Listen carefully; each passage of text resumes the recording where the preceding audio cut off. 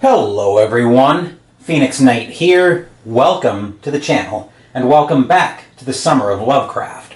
We got beaten around in Eldritch Horror versus Nyarlathotep last week, so we're going to start this game down 1 health and 1 sanity. Just our luck too, the body count for this campaign is already up to 4. In fact, except for 1, the entire original team is out of the Summer of Lovecraft. Plus, we left off needing a replacement for poor Silas, who took the bullet as we tapped out last week.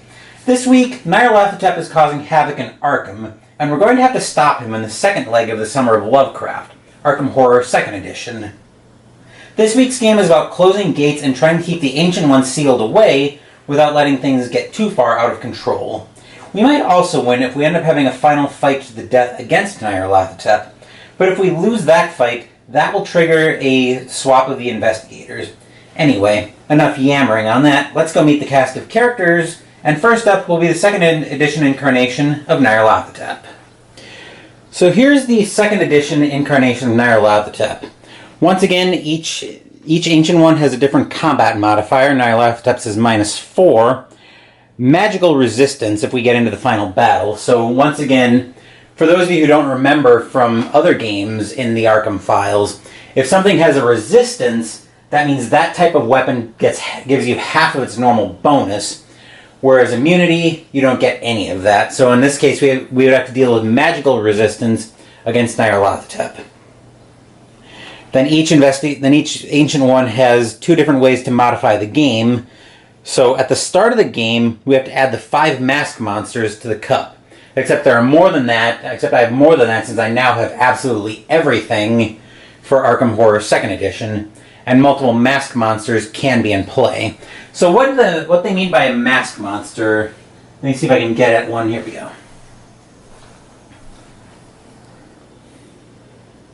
So this is just an example. It's just another keyword that a monster has.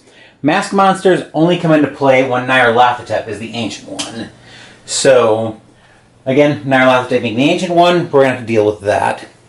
And then there's also some kind of monster modifier on the Ancient One. In this case, we have worshippers, whereas Nyarlathotep has Nyarlathotep has innumerable cults all over the world. Cultists have the Endless ability. So what Endless means is you can never claim them as monster trophies. They always go back into the bag. And as you saw in that mask example, those monsters also have Endless on them. So that'll be something we need to keep an eye on. Then at the start of the battle with Nyarlathotep, any investigator with no clue tokens is devoured, which means obviously they'd be eliminated and out of the Summer of Lovecraft.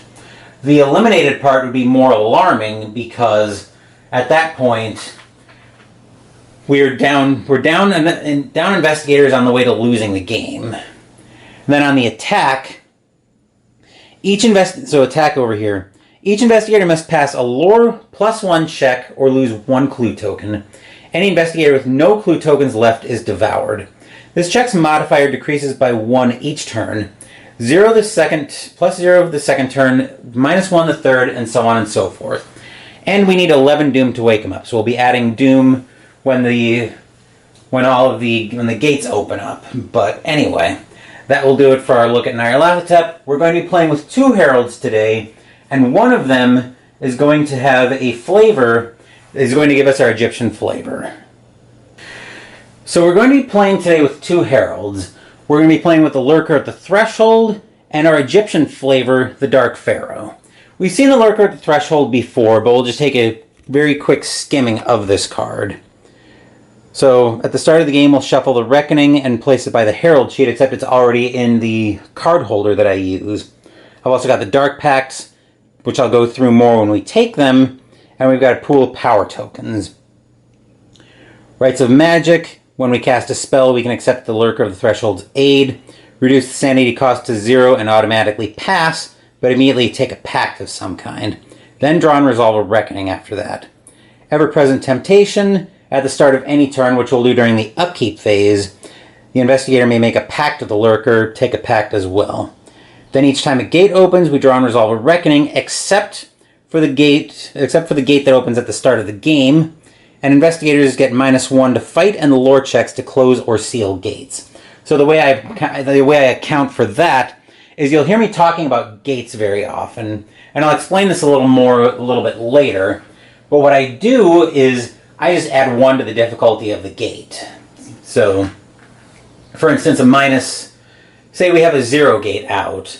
The way I manifest that is that would now be a -1 gate, and you'll hear me say that a lot. You'll hear me say something like +0 effectively -1 because of Lurker the Threshold. Sorry, I had a little frog in my throat there. So that's the way I account for the difficulty on the gates. But a herald that we haven't played with yet on the channel is the Dark Pharaoh, Avatar of Nyarlathotep. Oh boy. When the Dark Pharaoh is the herald, place the Dark Pharaoh monster token in the monster cup at the start of the game, even if Nyarlathotep is not the ancient one. Except remember, he is the ancient one, so we have all the masked monsters in there. The Pharaoh's Curse. Know, O thief, that these things are mine, for I am the Dark Pharaoh, him of the crawling chaos. Take what is mine, and your blood will boil in your skin, as I reveal to you my other faces and my true glory. The Dark Pharaoh's Curse has come to Arkham, following the Egyptian exhibit that is currently visiting the Arkham Museum of History. The effects of the Pharaoh's Curse are described below. Know, O thief. Each time an investigator gains a unique item, including starting equipment, that investigator loses 1 sanity. Oh boy. That's going to be a big problem. These things are mine. Each time an investigator gains an exhibit item, roll a die. On a failure, that investigator is cursed. Blood will boil. At the start of the upkeep phase, before rolling to get rid of curses, each cursed investigator loses 1 stamina. My other faces. All masked monsters gain 1 toughness. In addition, each time a masked monster is defeated, add 1 Doom token to the Ancient One's Doom track. Yikes. My true glory. If Nyarlathotep is the Ancient One, and he is, his combat modifier increases by 1 to -5, -6, yada yada yada, and he has 1 extra Doom token placed on his Doom track for a total of 12, 13, etc. for each masked monster on the board. Oh. Okay, so we want to keep masked monsters off the board, but they're going to add Doom tokens. They're going to add Doom when we try to, and they're going to be quite tough, so we'll need to account for that. In addition, if he wakes up, we're probably just not winning that game either. So once again, the awakening point will probably just trigger another tap out, but unlike last week when we tapped out and kept the investigators, if we tap out due to Nyarlathotep awakening this week, we'll have a new team next week for Elder Sign. But anyway, those are the 2 heralds we're playing with. So now let's go ahead and meet our investigators, including the newest one. Before we meet the investigators, I do want to clarify something. So I had talked last week about, and I mentioned it this week as well, about the investigators starting down 1 health and 1 sanity. That will only apply now during setup. So as we heal throughout the game, we'll heal back to our normal maximums. But anyway, here's our first investigator, Tony Morgan, the Bounty Hunter. He would normally start off with a maximum of 3 health and 7 sanity, but for the aforementioned, from the loss to Nyarlathotep last week in Eldritch, we're starting down 1 and 1. So anyway, we've got his fixed possessions with $6, 3 clue tokens, and a common item, handcuffs, so we'll take a look at that first. Any phase, exhaust before making a combat check against a cultist, chocho, ghoul, or maniac to automatically pass that check and gain 1 sanity. That could end up being very welcome. Then we'll take a look at his random possessions, but first we'll move him.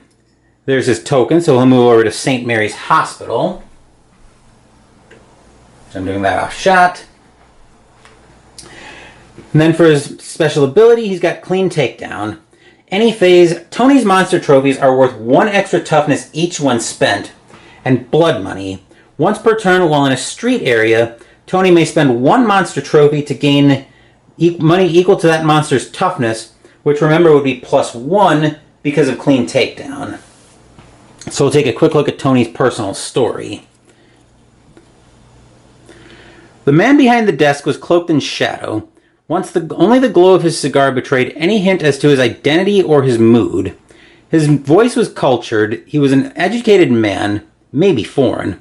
I will understand if you think that I am a madman, Mr. Morgan, or if you want nothing to do with this business, but I think you are the man for the job. Mysterious client. If Tony has 4 monster trophies, discard those trophies and place payoff in play. If Tony has 5 or more clue tokens on his fail, place deals off in play. Alright, so we'll have to keep that in mind. And then for random possessions, he starts with a common item, a unique item, and a skill. And remember, because of the Dark Pharaoh, he actually loses another sanity. So we do need to be very careful with doing too much shopping at the curiosity shop. But anyway, we'll take a look at his random possessions. So first, his common item, we have Athame, and I probably just butchered the pronunciation. One-handed weapon, +1 to combat checks, 3 instead if opponent has magical resistance, 6 instead if opponent has magical immunity, and that's a one-hand. For his unique item, we have an Elder Sign. This is very welcome. Any phase, when sealing a gate, lose 1 stamina and 1 sanity and return this card to the box. You do not need to make a skill check or spend any clue tokens to seal the gate. In addition, remove 1 doom from the Ancient One's doom track. That is amazing to see. And for a skill, listen, +1 luck. Any phase, once per luck check, you may reroll all dice showing a result of 1. That could end up being very handy. We'll go through his relationship once we meet his relationship partner, and that will be right now. So I lied a little bit when I said we were meeting Tony's relationship partner, at least for that card. Each investigator is actually going to have 2 relationship cards to manage, one with the investigator on their left and one with the investigator on their right. So we'll go through that. So anyway, second up will be Wilson Richards. He's the handyman. He starts at the train station, so there's his token. We'll move him over to the train station. And he will also start down 1 health and 1 sanity, which he'll actually lose another 2 sanity because, as we see, he's going to have 2 unique items as part of his starting possessions. But anyway, fixed possessions, he's got $4 and 3 common items. Motorcycle, shotgun, and whiskey. Actually, 2 of those I'm very thrilled to see. So let's look first at the one that we're not completely thrilled to see. Although right now it might be a very good thing to have. Whiskey. Any phase, we can discard whiskey to reduce any sanity loss by 1. So that's something very handy to keep an eye on there. But anyway, now the items I'm very happy to see him have. Like his motorcycle. He can exhaust this. On the movement phase, he can exhaust this to get 2 extra movement points. And then something I'm very happy to see him with at the start of the game. He has a shotgun to start the game. It's a physical weapon, +4 to combat checks. Any phase, when using a shotgun in combat, all 6s rolled count as 2 successes. Obviously, it's a 2-handed weapon, but for something like that, I'm very happy to see that. Then we have 2 unique items to start with. He's got... before we go through those, let's take a quick look at his investigator sheet. Jack of all trades. On his upkeep, Wilson's focus is unlimited, and I forgot to mention Tony's focus of 2. So the way you can use focus, and I'll explain, and this will make a little more sense in the second upkeep phase, is you can use those to shift your sliders around. So basically if we need to slide Wilson into a completely different role, he's probably going to be our easiest investigator to do that with. But anyway, getting a little bit ahead of myself there. And then odd jobs. Wilson may gain $1 instead of having an encounter at any location, but not in Otherworld or street area. So if we need to keep something under control for some reason, we can have Wilson have an odd jobs encounter to just gain $1 instead of having a regular encounter. But anyway, that's getting a little bit off track. So you can see his stat lines there. Again, that'll make a little more sense when we go into the game. Then looking at his personal story. It was all that kid's fault. Wilson was a sucker for kids. Reminded him of happier times. And an even bigger sucker for kids who offered him a drink of water on a hot day. The kid had it rough. Her papa was gone. Not walked out. Just gone. Like too many people in Arkham. Her mama was looking sick and wasting away. She'd like to move away from this haunted town, but she was into O'Banion for more money than she cared to admit. Dang kids.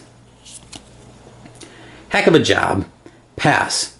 If Wilson discards $15 during the upkeep phase and doesn't have a bank loan, place Get Out of Town and play. On a fail, if there are 6 or more Doom tokens on the Ancient One's Doom track, place Too Little, Too Late and play. So now we'll take a look at his random possessions. He's got 2 unique items and a skill, which I've already lost the 2 sanity for. Anyway, his first unique item, Cult de Ghoul. On a movement phase, exhaust and spend 2 movement points to make a lore -2 check. If you pass, draw 1 spell and gain 1 clue token, but lose 2 sanity and discard Cult de Ghoul. If you fail, nothing happens. And his second unique item is an enchanted knife. +3 to combat checks, a one-handed slot. I may be trying to pass that off, especially since I've got the shotgun. And then for his skill, he's a criminal. When you receive this card, I think we're going to, since we're not playing with a shell and gang, I'm going to draw Wilson a new skill.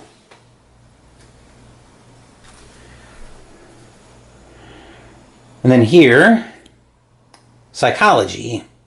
When you make any will check, add +1 to each die you roll for purposes of checking for successes. In essence, a roll of 3 becomes a 4, etc.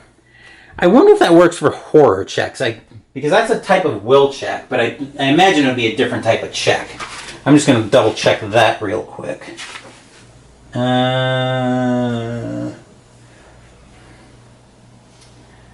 Let's see here.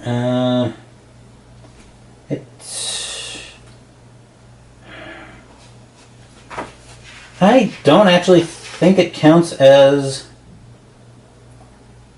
let's see, horror check. There's a skill check using the investigator's will value. I don't think it counts for a horror check, but I could be wrong on that. I'll probably have to look up a ruling on that. But anyway, so as I mentioned, Tony and Wilson are going to have a relationship, and this is their relationship. They're the best of friends. If you and your partner are in the same neighborhood, either of you may exhaust this card to get +1 on it before making a check to gain +1 on that check. If the Ancient One has awakened, this card may not be used. So that'll be something we need to keep an eye on. But anyway, that will do it for Wilson. Now let's go meet our third investigator.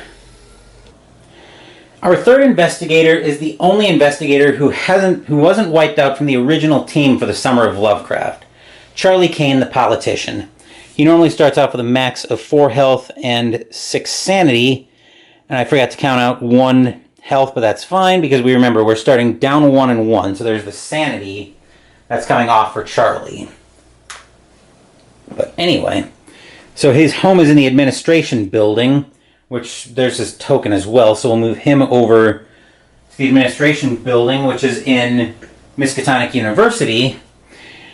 His fixed possessions are all of $9, so he's all set there. Anyway, special abilities are connections. So any phase, Charlie may gain allies that have been returned to the box. And settle down.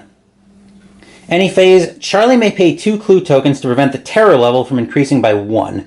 He may do this as often as he likes. And a focus of 2. So we do need to...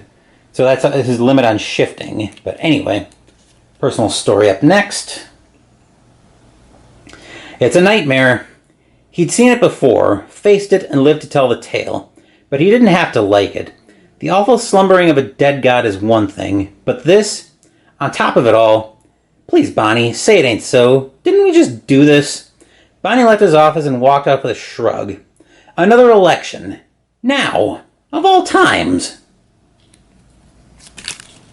Alright, let's do that. Re-election, pass.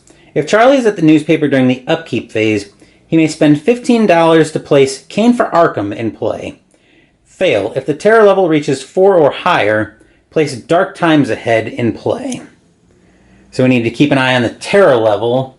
So far we need to keep an eye on Tony's clues, the Doom track, and the terror level.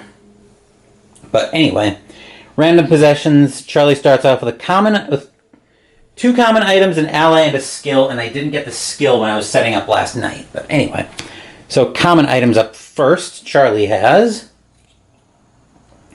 a flamethrower. Ooh. Physical weapon. Any phase. Exhaust before making a combat check to gain +7 to that check, and it's a two-handed weapon. And a Tommy gun, +6 to combat checks. Oh my.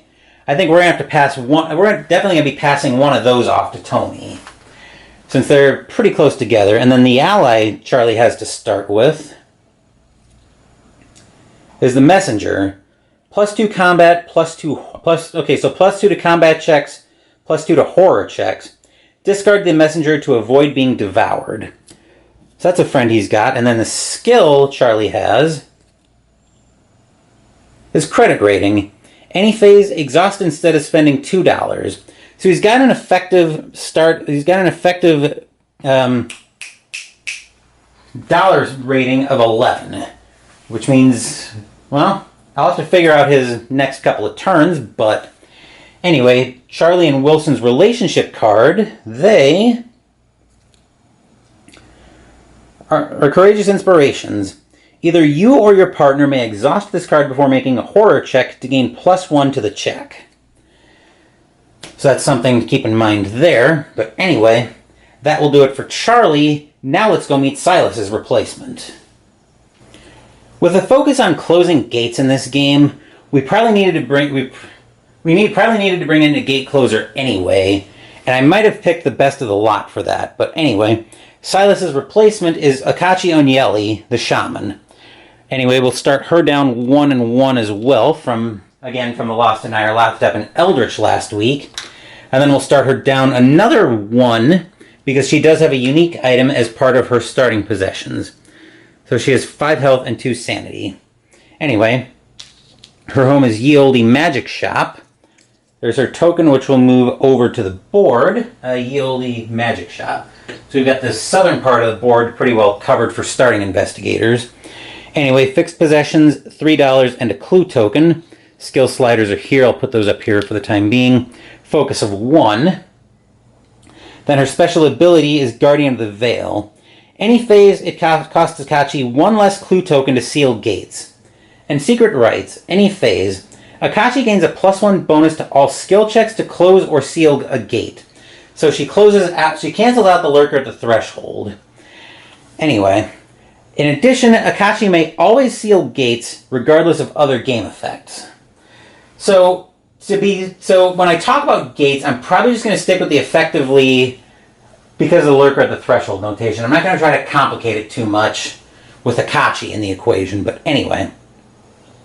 So for her random possessions, she's got a unique item, 2 spells, a gate trophy, and a skill.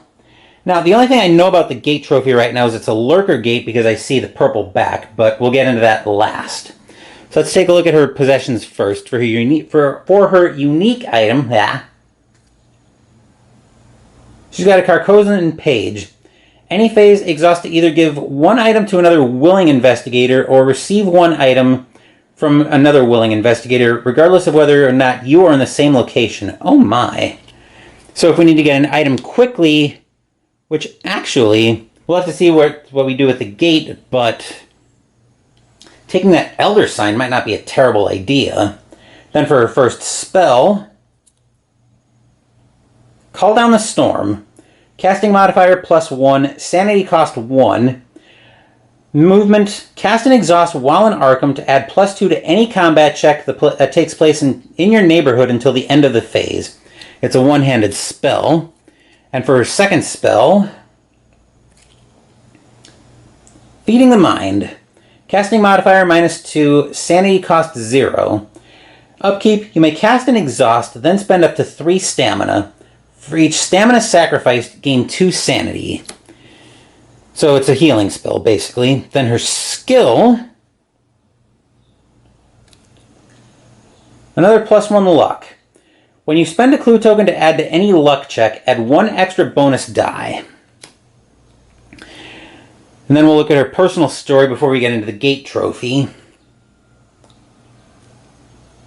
Akachi Onyetli. The bones of the earth were strong here in Arkham. They responded to her queries with a quivering eagerness that almost made her nervous.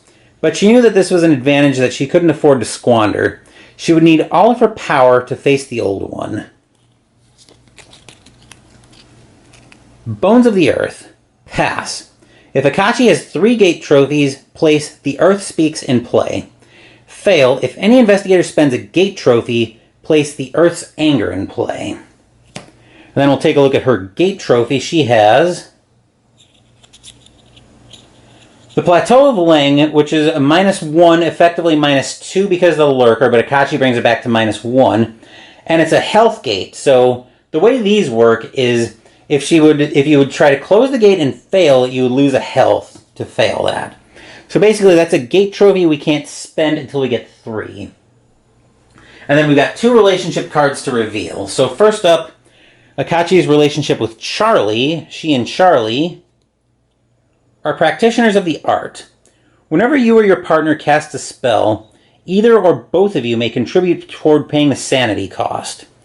Either you or your partner may exhaust this card before making a spell check to gain +1 to the check, which will always be done based on lore.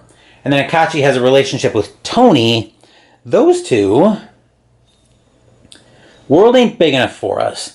If you or your partner is in an otherworld location, either of you may exhaust this card before making a check to gain +1 on that check. If the Ancient One has awakened, this card may not be used. Okay, so that's her relationship with Tony. Of course, Tony's got the Elder Sign, so like I said, I may go grab that right away, but I'm getting a little bit ahead of myself here. So, like I mentioned, we're going to play with the we're going to play with the exhibit items from Curse of the Dark Pharaoh as well. But now that everything's been set up, I think we're all set to move over to the board and get our first Mythos card. We can see how everybody's set up. Tony's starting at St. Mary's Hospital.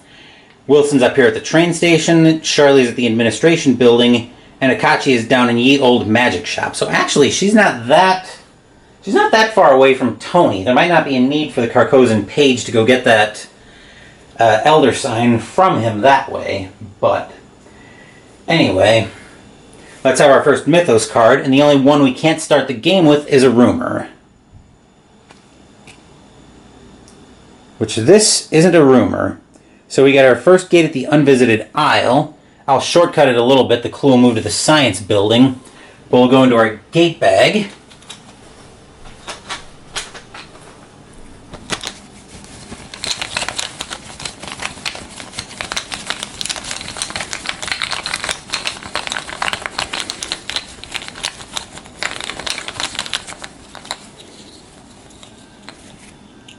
Pulling out another lurker gate to start the game, and we find... Thank God nobody was on top of this gate, because this is the relay gate that if anybody's on top of it, you just get devoured. -3, effectively -4 because of the lurker at the threshold. And then that's our first Doom on the Doom track, so Nyarlathotep's already up to 1. And then we need a monster to go with it. So we'll go into the monster bag.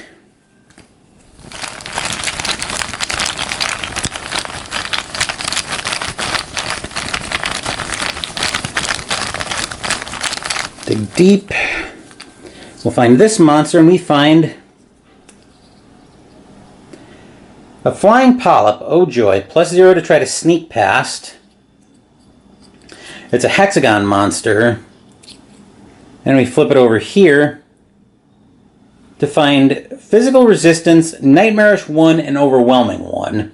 So for Nightmarish and Overwhelming, even if you pass the check, you still lose the number on the check anyway. So in this case, if you pass the horror check, you'd still lose 1 sanity.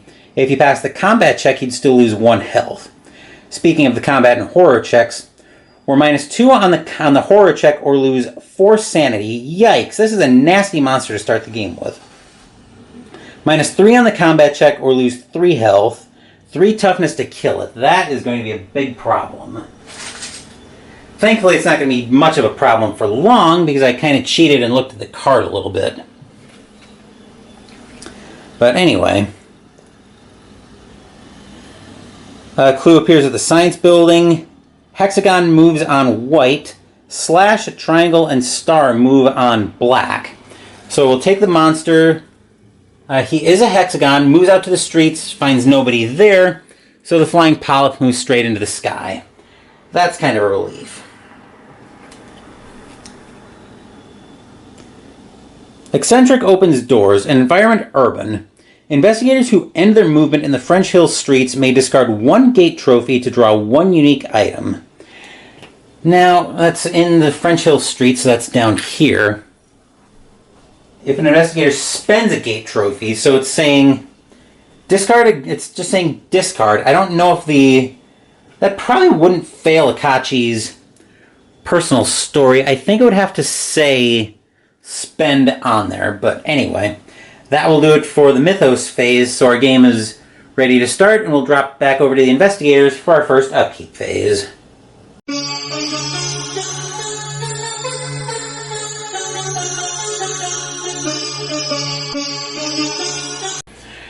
As I mentioned when we were going through the Herald, well, I might not have mentioned this when we went through the Herald, but my initial impression after going through the Herald is we're probably not defeating Nyarlathotep in a battle with the Ancient One, especially if we get a significant number of masked monsters on the board.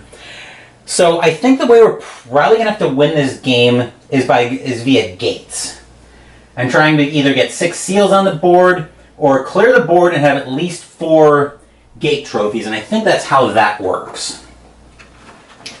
Let me just double check that. Where is it? Monster limit.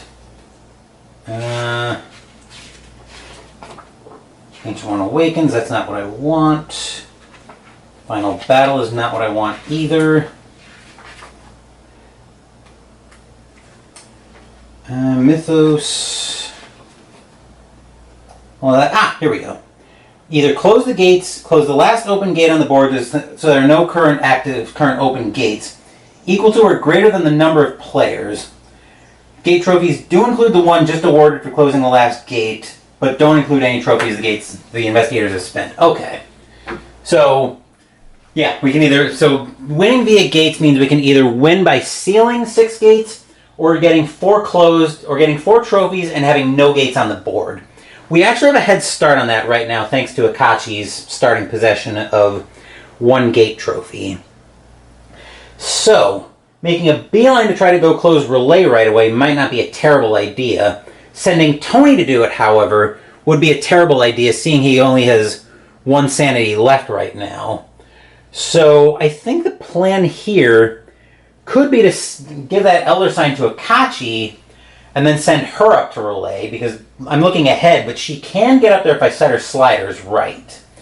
And that might be tempting to do. So, and with the Carcosan page, Akachi can take the Elder Sign from Tony, so I don't really need to bring Tony down to meet Akachi. I think the better plan, though, 5 or more clue tokens, so I don't want Tony going after those 2 clues at the science building right away. What I could do, though, I definitely want Tony and Charlie to meet up this turn, because Charlie can give Tony one of his weapons. I'm thinking probably the Tommy gun is the one I'm going to give him. But to take... Okay, so I'd have to actually I'd actually have to get the second. I actually have to physically trade the second item. I was looking at the Carcosan page. But anyway, I'm doing a lot of rambling on what I want to do this turn. So in order for Tony to meet up with Charlie, he needs a speed of at least 3. So we'll set his speed and sneak at 3-1 to start the game. Fighting Will, right now he's not doing much for fighting right now, and he's about to take a very powerful weapon. So I can bump his will up a little bit higher. And then for Lauren Luck, we'll max that out at 3 and 3, just so we have a nice balance there. But anyway, that's Tony's upkeep. Now let's see what Wilson's doing. With 2 sanity left, there's an argument to be made to sending Wilson up to Arkham Asylum right away to get his sanity back up to maximum. And I think that's what we're going to do, actually, with him. So we're going to put his speed and sneak. We're going to put it at 1 and 5, actually, because he's got the motorcycle, so we can exhaust that to get the other 2 movement points he needs. Then his fight and will we'll put at 2 and 2 right now, because he's got the shotgun to start with. Lauren Luck will take at 2 and 3. So yeah, we're just going to send Wilson up to Arkham Asylum to heal his sanity right off the bat. That's Wilson. Now let's go see what Charlie's doing. I forgot Charlie also had the messenger, so we'll send him over to Tony as well with one of the weapons, since Tony's most likely going to be on Arkham Guard detail. Anyway, we can send Charlie after those 2 clues in the science building, so we'll give him a speed sneak of 2-2. Fight will, I think, we'll take to 2-4, since Charlie still is going to have a very powerful weapon coming out of this. Lore Luck will also leave middling at 2-3. So anyway, that's a very short upkeep phase for Charlie. Now let's go over to Akachi. Since Akachi's going up to the unvisited isle to go through the gate to relay, she's going to need a speed of at least 4. So we'll put her speed sneak at 4-2. Given that we're going to be using the Elder Sign to close the gate, we'll make her... I think we'll just put everything else middle of the road for the time being. I'm hoping I don't get surprised, though, and start losing stamina like crazy, because that would be very bad for the plan. But anyway, that will do it for Akachi. That will do it for the upkeep phase. Let's go into the movement phase, and we'll say hello first to Tony.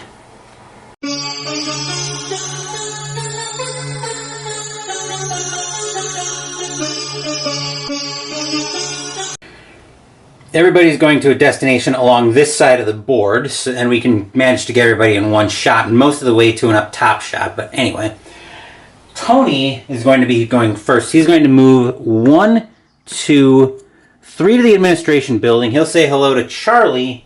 Charlie will give him the messenger, and I think we'll give him the Tommy gun, just because I expect Charlie to be doing, or Tony to be doing more fighting.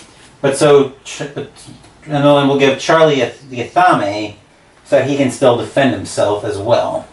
Anyway, that's it for Charlie. Wilson, yep, we just barely have Wilson's destination in shot. So he's going to exhaust the motorcycle to give him 2 extra movement points. So he's going to move 1 to the north side streets, 2 to downtown streets, and 3 to Arkham Asylum. Then Charlie, having been relieved of having given Tony, say that 5 times fast, the Tommy gun and the messenger, is then going to move 1 to Miskatonic University streets, 2 to the science building to get these 2 clues. So now we have some control over the terror level if we need it. Anyway, that will do it for Charlie. Akachi now is going to exhaust the Carcosan page and take the Elder Sign from Tony. She's going to move 1 to the Uptown streets, 2 to Miskatonic University streets, 3 to the Merchant District streets, and 4 to the Unvisited Isle. Anyway, that will do it for the movement phase. Now let's go into the Arkham Encounter phase, and we'll say hello first to Tony.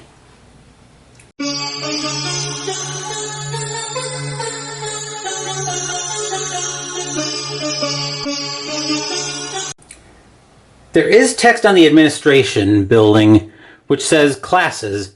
Instead of having an encounter here, you may pay $8 to draw 2 skills, keep one of them, and discard the other. But since Tony only has $6, he's just going to have a location encounter on the administration building. So for that, we need the yellow deck, and I've got the dice tower in shot just in case I need it.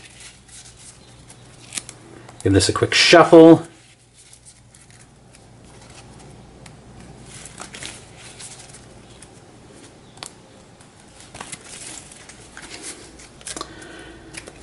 And a cut. And there's Tony's encounter card for the turn. So let's find out what he's got. The administration building. You meet a research assistant who is quite taken with you. Roll a die. You gain that many free movement points to be used immediately on any tome or other item that requires an expenditure of movement points to use. Except Tony doesn't have anything that requires movement points. So I'm not going to bother rolling the die because that would just be a for giggles roll anyway. That will do it for Tony. Now let's move over to Wilson.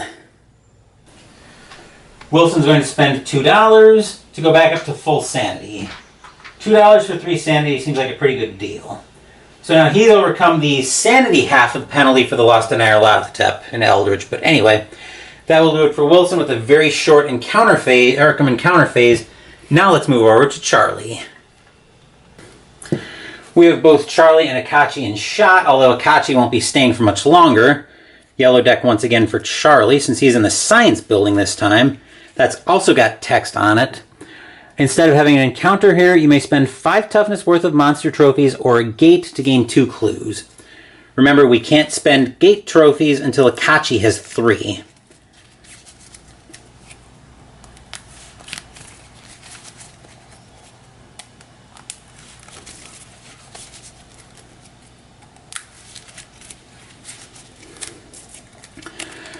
Alright, and there is Charlie's card for the turn. He finds, and we said he's at the science building. One of the janitors receives strange gifts from the faculty every Christmas. He offers you to sell you one of them kooky books or thingamajigs. If you pay him $5, you may draw an exhibit or a unique item. And I've got to remember, if I gain a unique item, I lose a sanity. And each time I gain an exhibit item, I roll a die. On a failure, I end up cursed. I think gaining the exhibit items, I've never really looked at these before. But, trying to decide what I want to do here. I'm thinking the safest play might be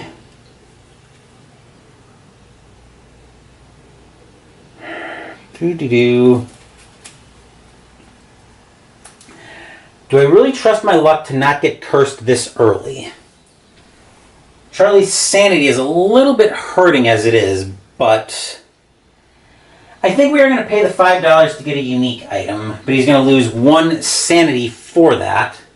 So $5 and lose a sanity to get a unique item. So Charlie will find an obsidian statue. Any phase, discard obsidian statue to cancel all stamina or sanity loss being dealt to you from one source. Not the item I wanted to see, but I won't say no to that. Oh, that's the Carcosan page. I was looking at Akachi for a second, like, wait, what? Why do I have an exhausted unique item? But never mind, that's the Carcosan page I used to grab the Elder Sign from Tony. Anyway, that will do it for Charlie's encounter phase. Speaking of Akachi, she is going to the first half of Relay. And just like that, we have an Otherworld encounter phase, so let's go say hello once again to Akachi.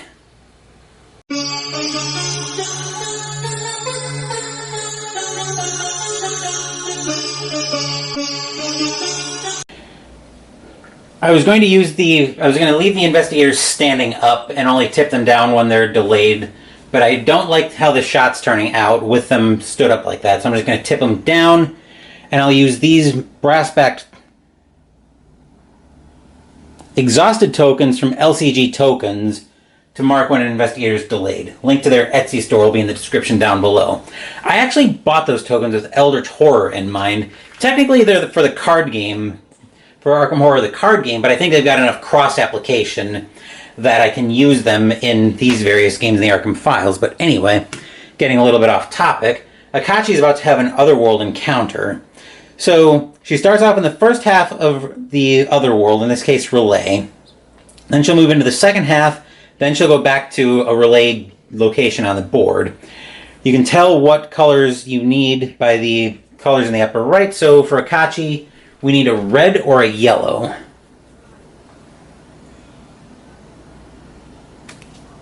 Blue won't work.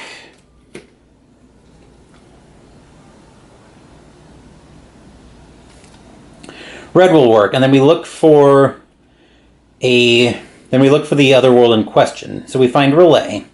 Slip on whetstones and fall into a pit. Pass a luck +0 check to climb out. Oh boy. So her luck right now is 2, +1 is 3 as I exhaust the world ain't big enough for us relationship she has with Tony, so she's got 3 dice. Okay. And I do have actually I've got 4 dice because I forgot about her +1 luck from her skill.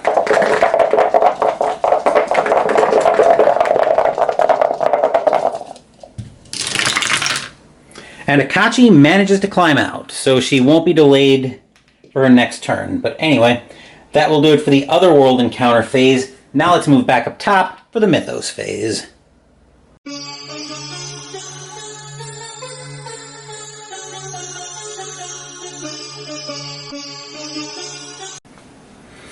Okay, now we don't have to worry about having rumors anymore, because now that the game started, now we can have them. So here... Oh dear. So we get a gate at the woods. The clue moved to the Historical Society, and I will just shortcut that. But anyway, gate bag is over here.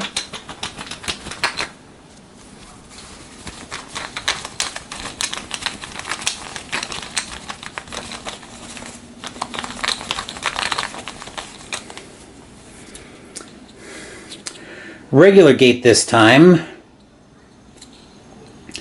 The Dreamlands gate, +1 with a slash on it. That was at the woods. We need a monster for that. Once I finish this up, I'll put the Doom token up on Nyarlathotep, and we'll get the Reckoning for that.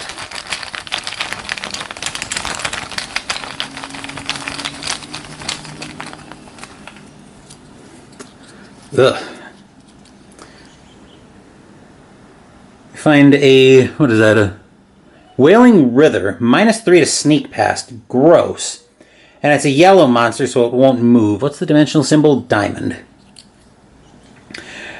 Oh boy, and it's a mask monster too. If you fail an evade check against the Wailing Writher, you're devoured. -3 to try to sneak past, or -3 on the horror check, or you lose 4 sanity. -3 on the combat check, or you lose 4 health, and it's a toughness of 4. Yikes. Okay then, well, The question is Wilson just ready to come down and try to deal with that thing? He might be our only chance to try to deal with that thing, honestly, with the shotgun, but getting a little bit ahead of myself on that. Move the clue to the Historical Society. Moon moves on white. Cross moves on black, except we have none of those. Dire portents abound. Environment mystic, so we have an environment urban, but we can have a mystic environment card as well. Investigators receive -1 to checks to close gates. That is a problem. So, right now that means that relay gate that Akachi is in is a -5 to try to close. And the Dreamlands gate that just came out right now is effectively a -1 gate. So that's going to be a bit of a problem, but anyway, getting a little bit ahead of myself there. Our first player this turn will be Wilson, so let's move down into a new upkeep phase.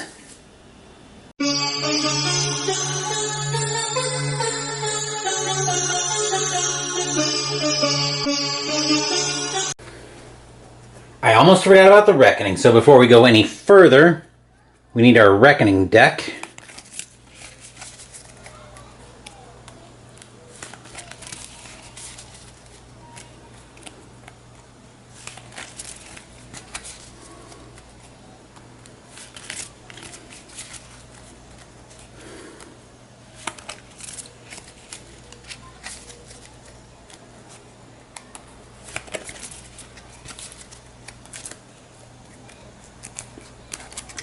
Alright, so there's our Reckoning card, and we find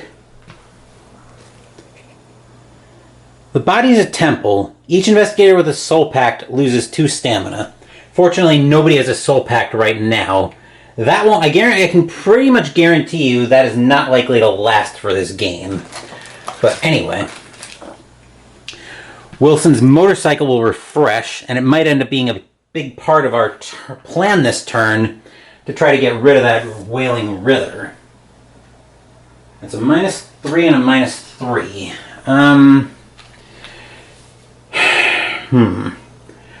I can probably give on the horror check against that Wailing Ritter to try to get rid of it if I want that to be my plan. Although I can use the whiskey to block one of that sanity loss.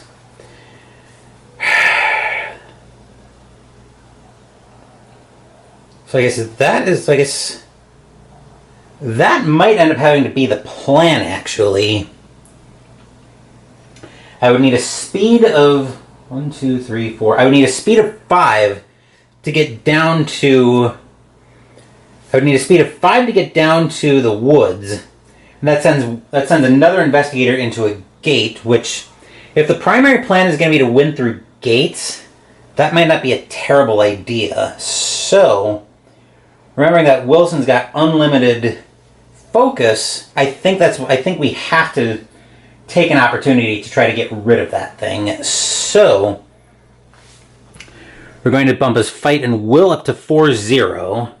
Like I said, I'm going to give on the will check just to make sure I have a chance, have the best chance I have to kill this thing. Although he can only... Oh, I just realized he has to kill it on the first shot. And then his speed and sneak will go up to 3-3. Mostly so I can exhaust the motorcycle and give him the extra 2 movement points he needs to get down to the woods. But anyway, that will do it for Wilson. Now let's move down to Charlie. I did find the ruling I was looking for, so if it specifies combat or horror, then it doesn't help with like generic fight and will checks. But anyway, Charlie's turn. I'm tempted to work his way up toward Arkham Asylum just to give him some healing, so I think going to grab a clue at the... So I think going to grab the clue at the Unnameable might not be a terrible idea for him. So his speed needs to go up to 3 to get there. So that's 1 slide. And I think I'm going to leave his other skill sliders as they are. Anyway, that will do it for Charlie. Now let's move to Akachi. Akachi's skill sliders are going to stay as they are. Her Carcosan Page and her World Ain't Big Enough for Us both refresh. Giving her a weapon to defend herself with wouldn't be the worst idea in the world. But it's not something I'm really worried about right now, because she's moving over to the second half of Relay for her movement phase. So we're done with Akachi until the Otherworld encounter phase. With that, let's move up to Tony. Tony is most likely going to be our backup plan to dealing with that Wailing Ritter in case Wilson fails. Whereas Wilson has the sanity to be a little bit reckless, Tony doesn't, although if I leave his stats as is, I'll be rolling, 6? I'll be rolling 3 dice against the sanity for the Wailing Ritter, and I'll be rolling 8, 10, 7 dice, trying to get 4 successes. So we cancel out his base and get 2 dice. I would really need to be able to pass that. So I think I'm actually going to bump his fight will down to 1-5 because I would need the sanity check to pass. Although it is a masked monster, so defeating it not only puts it back in the bag, but it also puts a Doom token up on Nyarlathotep's Doom track, but I really don't have room to care about that.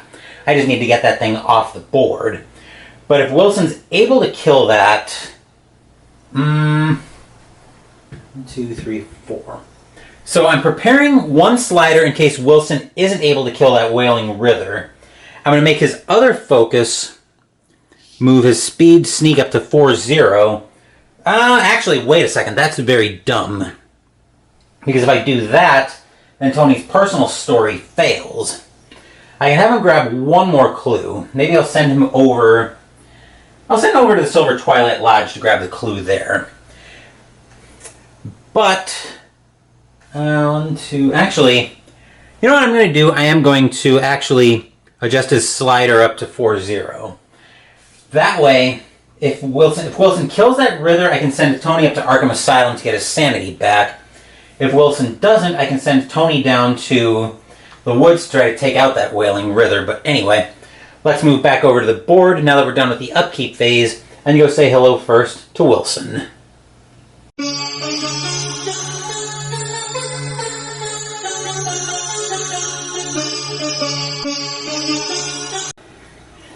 Wilson is going to exhaust the motorcycle to get to his 5 movement points.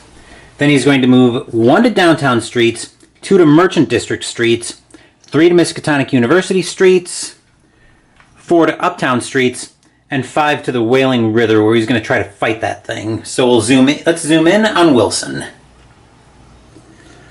Alright, so we'll flip the Wailing Riddler over and get started on that. The horror check, Wilson has a will of 0, so he's going to fail that, and he'll discard the whiskey to reduce his sanity loss by 1, which means he only loses 3. Then we'll bring the dice tower and shot for the moment of truth.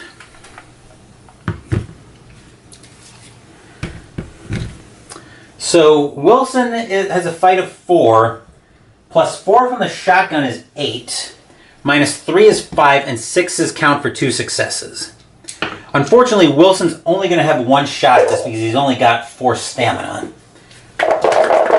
We do not have clues to spend, so that's a problem. But nothing we can do now. Actually, you know what we can do? Since Wilson's making a horror check, and he gets reset to no, that wouldn't do anything. So yeah, we're just going to go ahead and take a shot at this thing.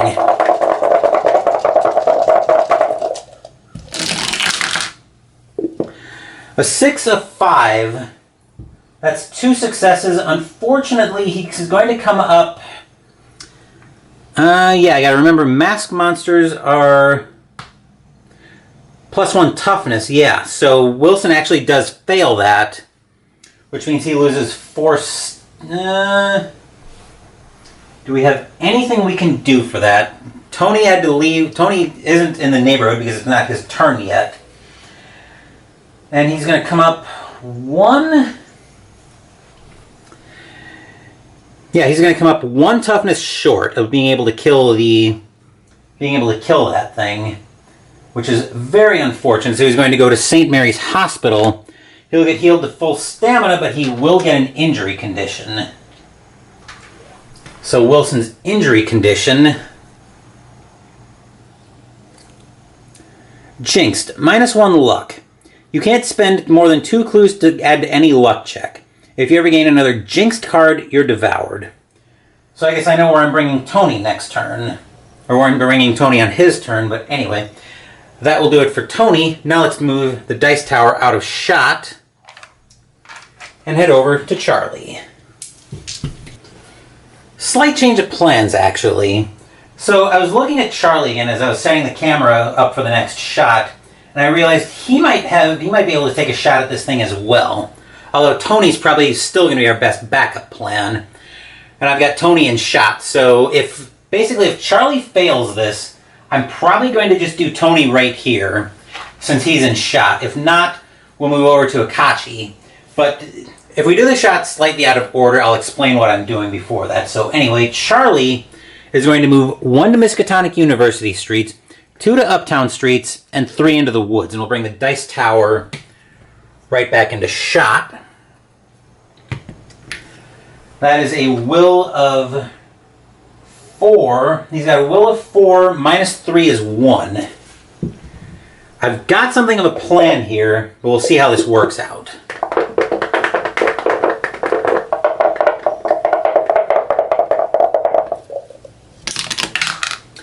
A 4, so I will discard the obsidian statue to prevent the sanity loss because I would send him up to Arkham Asylum. And now we'll have the combat check. So he's going to exhaust the flamethrower to get +7 on the combat check. Plus fight of 2 is 9, -3 is 6. So, and we do have clues to spend, which I probably will have to, even at the cost of a Doom token going up on the track. Let's see how this goes, though.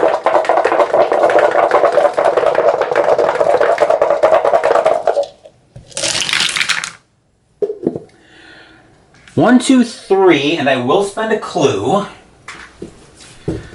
Those are all ones, though. That's highly gross.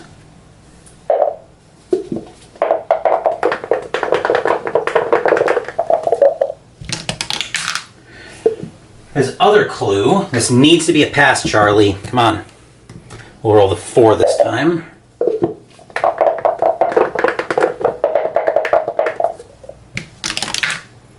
No, we come up short. So Charlie will lose 4 stamina, and now he's basically screwed. I kind of put him into a bad situation as well. So yeah, I should have stuck with the plan there. Then his 4 minus 3 is 1, so he's not going to be able to pass that, which means he'll join Wilson up at St. Mary's Hospital. He'll get an injury card as well. This mask monster is causing us big problems. And Charlie has a blood disease. If you use 4 or more movement points in a single movement phase, lose 1 stamina. Treat this card as a duplicate of the Addiction Madness card for the purposes of being devoured. Yikes. So now we need to be careful with Madness cards as well. And now we are going to go ahead and do Tony's turn slightly out of order since he's right here in the shot. Akachi would technically be going 3rd, but nothing's going to change since she's off in relay anyway. We'll move the dice tower out of shot for a second so we can see that Tony's moving 1 to Miskatonic University streets, 2 to Uptown streets, 3 to the woods, where he's going to try his luck with the Wailing Ritter. Anyway, he's got the best horror check out of the bunch, so he's got a will of 5, plus 2 for horror check specifically from the messenger is 7, minus 3 is 4. Actually, we'll do that.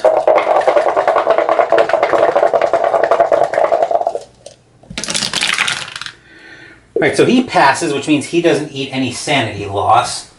And now the combat check. 6 from the Tommy gun, plus 2 from the messenger is 8, plus 1 is 9, minus 3 is 6. And he's got clues to burn as well, which we probably will need to do. Actually, now he and Wilson are in the same neighborhood, so Tony will exhaust the best of friends to get another die on the combat check. So let me just total that up again. So 6 from the Tommy gun, 2 from the messenger is 8, 1 for base is 9, plus the best of friends is 10, minus 3 should be 2, 4, 6, 7. Perfect.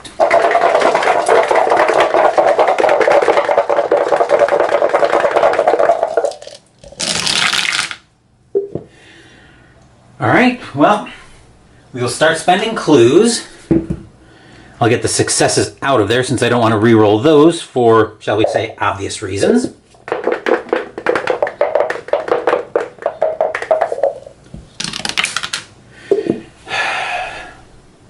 You have got to be kidding me. I have thrown 3 investigators at this.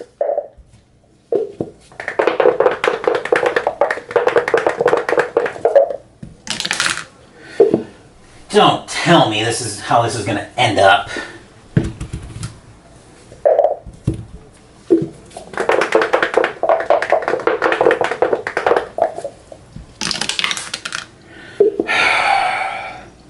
That is another 4 stamina down, so Tony's down to 2. But he's got a second shot at this though. Unfortunately, we have no clues to reroll, so this time we're down to 6 dice. And here I thought we were getting off to a pretty good start.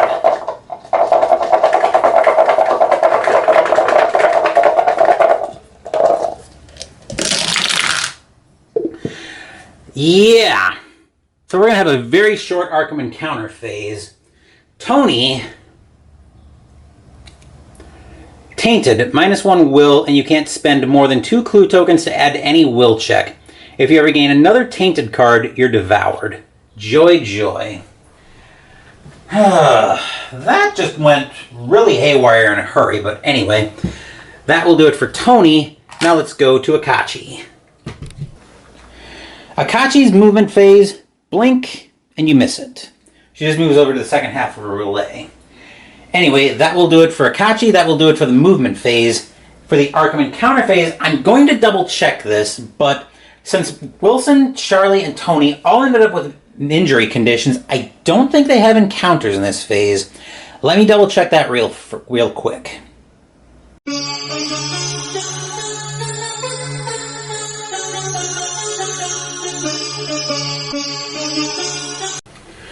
Just like I thought, Wilson, Charlie, and Tony are going to blow through their Arkham encounter phase because they already moved. They got knocked unconscious and moved to St. Mary's Hospital, which I need to heal all their stamina to full. Tony will go up to 7. And Charlie will go up to 6.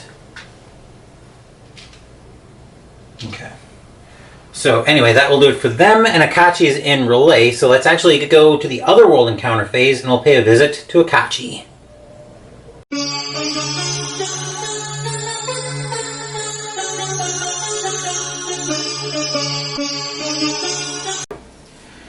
The only way Akachi isn't using World Ain't Big Enough for us is if the encounter doesn't call for a skill check of some kind. So we still need a red or a yellow.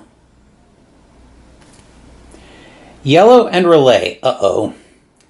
You trip over a stone outcropping that shouldn't be there. Pass a speed -1 check or you're lost in time and space. Yikes. Alright, her speed right now is 4. World Ain't Big Enough is going to give us 5. And we have exactly 1 clue to put into this. So Akachi, let's have this, please.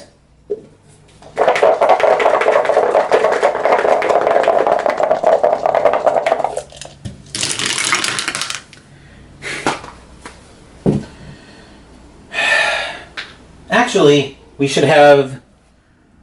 Oh, that's a speed check. So yeah, we're going to have to spend the clue.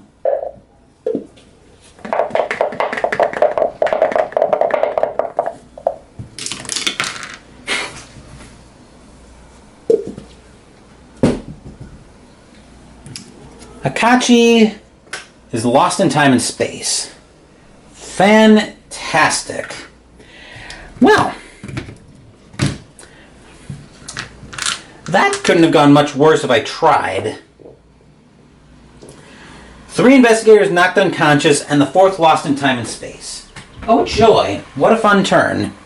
Anyway, let's move back up top for the Mythos phase.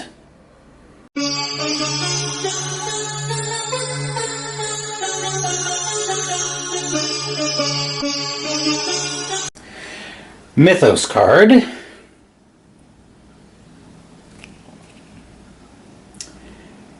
Okay, so we're losing our existing environment urban card. We'll get a gate at the Black Cave. The clue will move to Hibbs's Roadhouse. We'll get a gate first.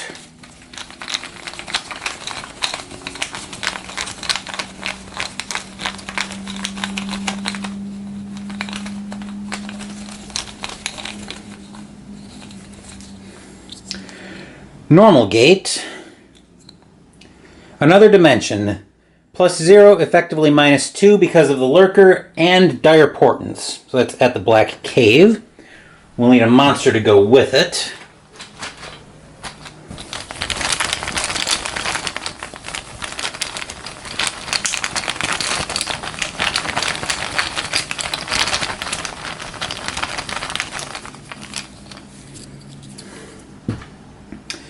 A deep one, +0 to try to sneak past. It's a cross monster.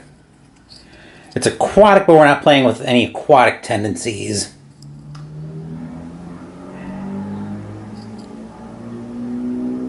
And yet I saw them in a limitless stream. Flopping, hopping, croaking, bleeding, surging inhumanly through the spectral moonlight in a grotesque, malignant saraband of fantastic nightmare. -2 on the horror check or lose 2 sanity. -1 on the combat check or lose 2 health, 2 toughness to kill it. And we'll actually remember this time to get the Doom on Nyarlathotep's track up to 3, and we'll find our Reckoning card.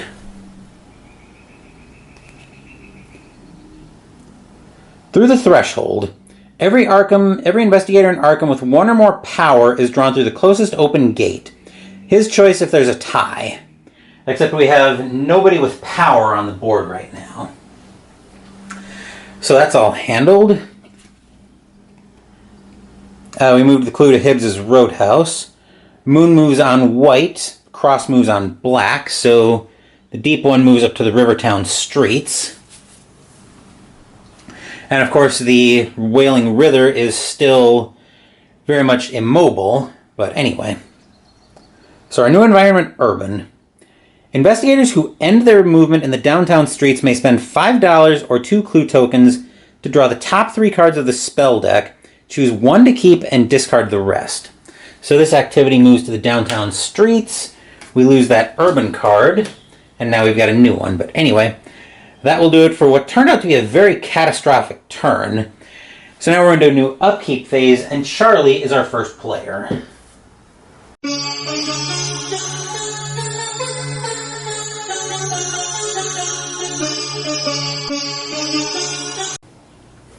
The flamethrower is going to refresh, but Charlie is going to go grab those 2 clues at the Historical Society.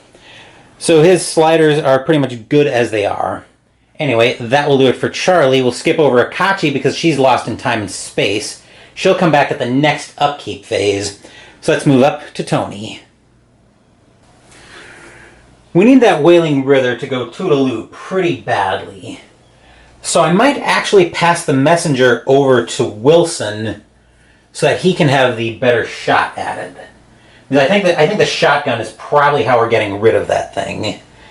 So what do I want Tony to do instead? I probably want him to start working his way... I think I want him to start working his way up to Arkham Asylum to get the... I think I want him to start working his way up to Arkham Asylum to get his sanity healed. So he can probably stop off at the Unnameable on his way through and grab a clue token.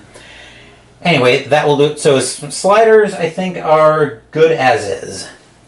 So that will do it for Tony. Now let's move over to Wilson. The Best of Friends and World Ain't Big Enough for Us both refresh. I did forget about those. Wilson, like I said, I think Wilson's probably our best chance to get rid of that Wailing Rither with his shotgun. So I'm going to pass... So actually his motorcycle will refresh. The question is, do I bend on the... I think here I probably have to give him a little bit more will, because I can't have him fail the... I can't have him fail that horror check. Unless I think I can sneak past it. But I've got to be sure I'm going to be able to pass that. I think I'm probably better just going for the will check on that, especially with psychology on there. So, plus I've got psychology and courageous inspirations. So, I think with that in mind, I'm going to bump his... Actually, he and Tony are not going to end up in the same neighborhood. So, yeah, I think... Yeah, I think he's gonna have to fight that thing. So he's gonna end up with 2. We'll bump this down to 2 and 2 just to give him something resembling a shot at it. So he's gonna have 5 minus 3 is 2 dice, and then hopefully the shotgun will turn out. This could be bad. That could be a bad idea. I don't think there's a good idea coming out of this, but anyway. I need that thing off the board, probably to the point of being a little bit reckless with it, but... Anyway. That will do it for the upkeep phase. We're into the movement phase, and let's move first to Charlie.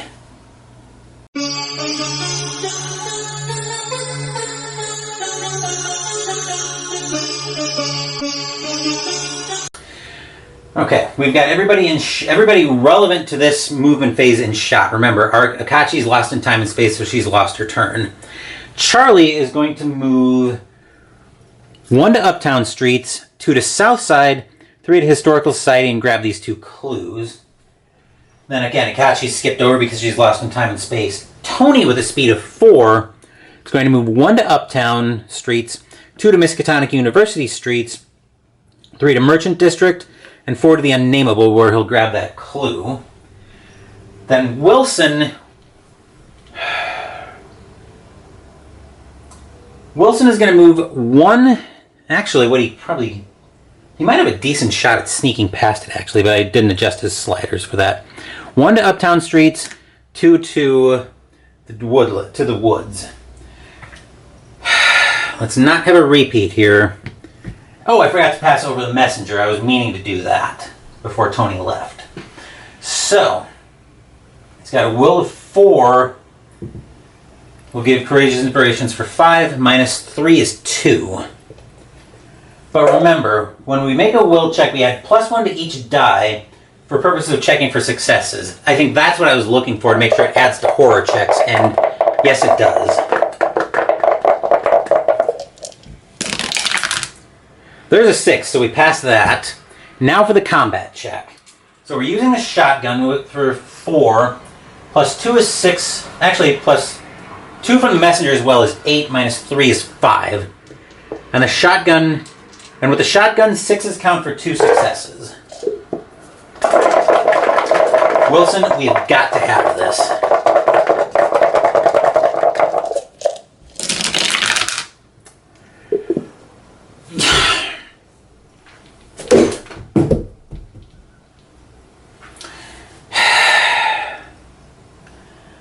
And of course, we've got exactly diddly squat that we can do about that. So Wilson goes right back to St. Mary's Hospital. Drawing that thing turn 2 was very devastating. So now we get another injury condition. Consumption, -1 maximum stamina. If you ever gain another consumption card, you're devoured. Great. That thing coming out turn 2 was really problematic. And remember, masked monsters gain 1 toughness, so... Right, so Wilson's going to get skipped over in the Arkham Encounter phase, which is what we're heading into next, so let's go say hello first. Actually, we can probably leave the dice tower here and get both Charlie and Tony in shot, so moving into the Arkham Encounter phase.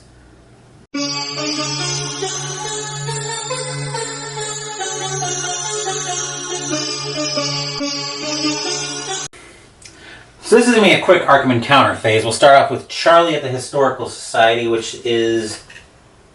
that deck? Yes. Yep, okay. Got the right deck.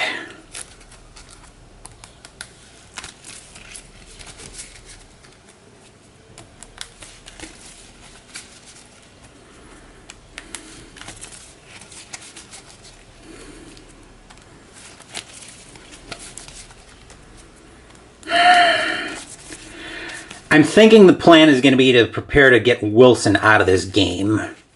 Because he's got 2 injury conditions. So I think the better plan is probably to just plan on retiring him on his after the turn after he's able to pass most of his stuff off. But anyway, encounter card for Charlie at the Historical Society. The society members are bird watching in the woods. The janitor offers you a ride there. If you accept, move to the woods and draw 2 cards, encountering 1 card of your choice and discarding the other. No, thank you. I really do not want to go to the woods until I've got somebody ready for it. Anyway, nobody failed when... Okay, we're fine. Alright, then Tony is going to have an encounter at the Unnameable.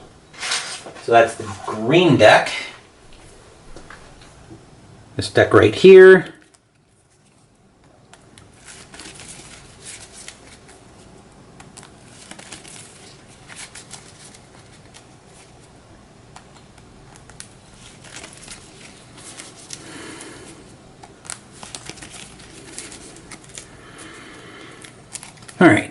And then at the unnameable for Tony, we find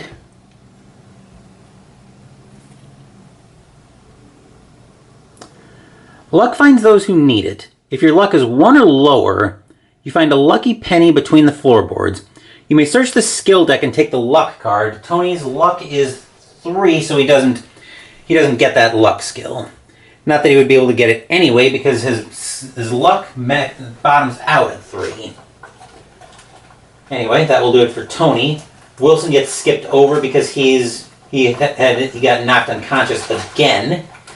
Akachi gets skipped over because she's lost in time and space. So we'll move back up top for the Mythos phase.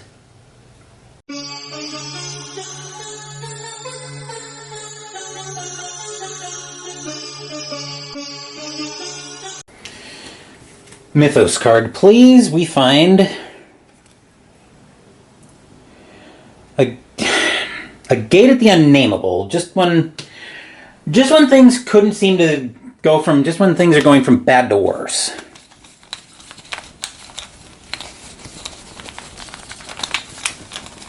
Well, this is not complete. Right, normal gate, we find Plateau of Ling, -1, effectively -3 because of the Lurker and our Mythos card. So Tony gets pulled through. Although it's a diamond gate, which I think... Yeah, the Wailing Rither is a diamond monster, so that might give us another way to get rid of that thing that's been giving us problems all game.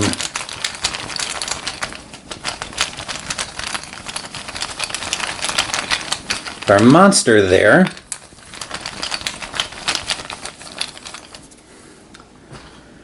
is a mummy. -1, it's a moon monster. That means the purple border means it pursues investigators slightly. So if it moves and then sees an investigator close, it'll immediately go after them. It's an undead, which some cards are sensitive to. Both resistances. -2 on the horror check, or you lose 1 sanity. -2 on the combat check, or you lose 2 health, and you need 3 toughness to kill it. Why are we getting all of the nasty monsters right away? That mask monster coming out turn 2, the flying polyp turn 1. Give me a break. And then the Mythos card. Prisoner's Dilemma. The investigators must choose. Either the investigator with the most power is devoured, or the investigator with the least power is driven insane. Nobody has any power, so I don't think this does anything. But, anyway. That's how I'm going to rule that won't do anything. But anyway, that will do it for that. So we come back here. Clue appears at the woods, except that gate and that frickin' Wailing Rither says no it doesn't. Hexagon moves on white. Slash, triangle, and star moves on black. We've got moon, cross. That diamond is frickin' immobile anyway. And then the flying polyp flies around, sees nobody in the streets, and moves right back to the sky. Alright, so. Our headline is, we have a blue flu. All investigators in jail are released. No investigators may be arrested until the end of next turn. Leave this card in play to indicate this. Joy, joy. Alright, so we're going to a new upkeep phase, and Akachi now gets to rejoin the game, so I'm actually going to move her down to Hibbs's Roadhouse to grab those 2 clue tokens, because I've got something of a plan. So, now we're into the upkeep phase, and that will bring us back to Akachi.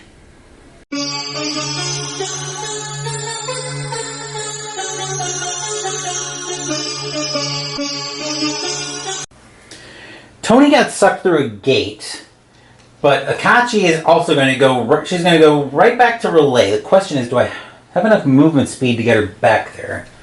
1, 2, 3, 4, I do. Okay. So she's going right back into Relay.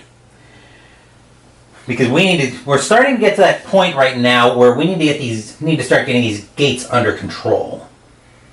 Because they're starting to fly open a little bit too quickly for comfort. So her movement speed is fine. She's still got the elder sign that she's planning to use for that gate. Anyway, that will do it for Akachi. Now let's move up to Tony. Tony is going to shift his sliders down, his speed and sneak down to 3-1. And I'm going to work his fight up to 2-4. Because I'm probably going to have to use his fight to try to close my plateau of Lang, which right now is a -3 gate. Gross. I'm also... Do I take a soul pact for 2 sanity?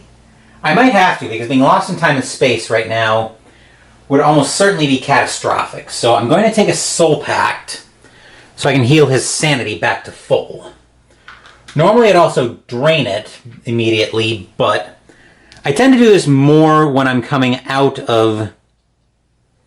a gate getting ready to seal it, but I need to take that... But I just need to take a soul pack right now to heal his sanity up. Because I don't want to get him lost in time and space if I can avoid it. Because like I said, that would be catastrophic right now. Anyway, that will do it for Tony. Now let's move over to Wilson. Wilson is going to go say hello to Charlie, but I expect he's going to be getting ready to retire before too long. I'm thinking next turn I might end up retiring him. But I need him this turn to be able to pass some stuff over to Charlie. Anyway, Courageous Inspirations refreshes. And then... yeah, so he's got enough movement speed to go meet up with Charlie. To pass him all of his stuff. And I think that's going to be probably the plan. Is we're going to take him... we're probably going to end up taking Wilson, like I said, I think we're going to end up taking Wilson out of the game next turn. But anyway, that will do it for Wilson. Now let's move over to Charlie. Clearly throwing our investigators at that Wailing River didn't work for us at all. So I think we're going to take a little bit more of a strategic plan. I'm actually going to send Charlie up to Rivertown Streets to go deal with this deep one. So he's going to be well tooled up from Wilson, who I think, like I said, is probably getting ready to retire. So with a movement of 3, even without the motorcycle from Wilson, he'd be able to get up there just fine. So, yeah, I think that will work for us. Anyway, that will do it for Charlie. That will do it for the upkeep phase. Let's go into the movement phase next, and we'll say hello first to Akachi.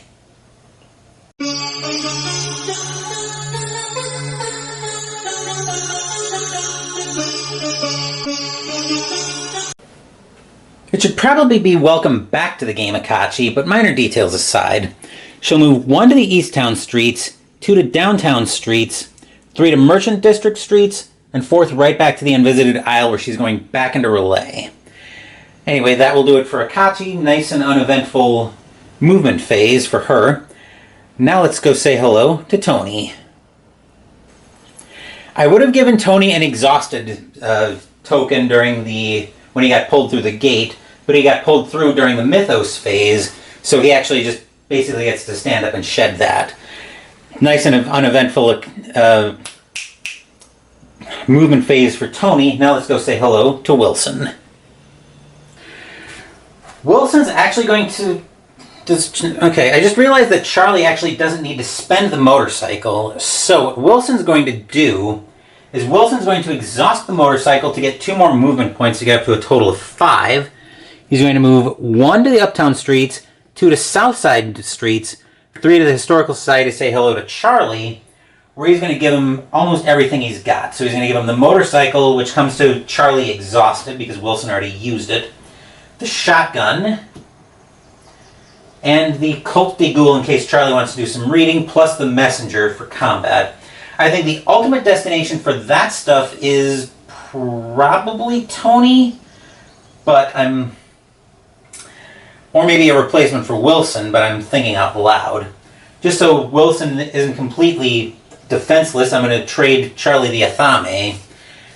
And then Wilson has 2 movement points left where he's going to move 4 to Southside streets, 5 to South Church, mostly so we can have a somewhat easy encounter.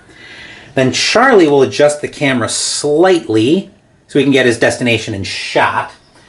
Charlie will move 1 to Southside Streets, 2 to French Hill Streets, 3 to Rivertown Streets, where he'll encounter the deep one. We'll bring the dice tower into shot.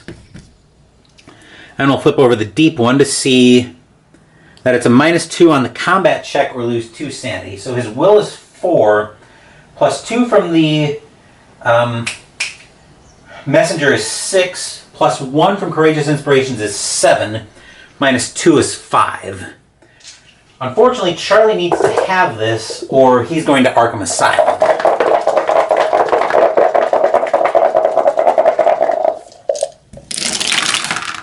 He does get it, thankfully, with a bunch of successes. Now for the combat check. He's going to take the shotgun out for a test drive. So base fight of 2, plus 4 from the shotgun is 6, plus 2 from the messenger is 8, -1 is 7. So we've got 7 dice to play around with, and we need 2 toughness to kill this deep one.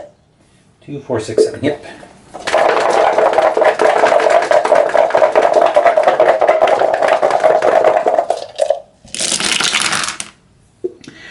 Charlie manages to kill the deep one, and for once I'm actually somewhat happy to see 3 successes. I was not happy to see 3 successes all those times on that Wailing River. But at least the deep one's dead, and now we've got some options open to us. But anyway, that will do it for the movement phase. Arkham Encounter phase next, and we'll say hello first to Akachi.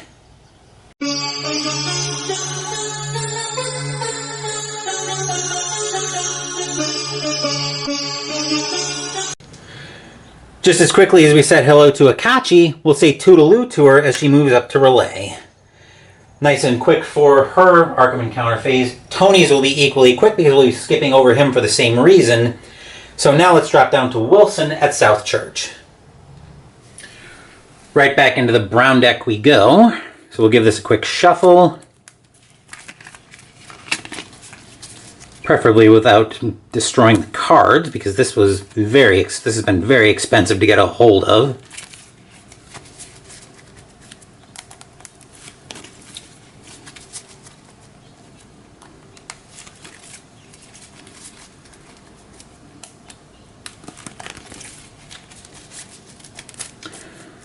And a cut, and let's see what we've got out of this card.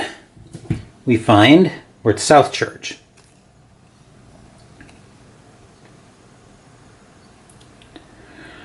An esteemed organist from the Church of St. Barnabé in France has been haunting South Church, disturbing the flock with otherworldly playing. Father Michael asks you to convince him to leave. Pass a fight -2 check to intimidate him into leaving and gain 2 sanity. His fight right now is 2 -2 is 0, so he automatically fails. But, okay.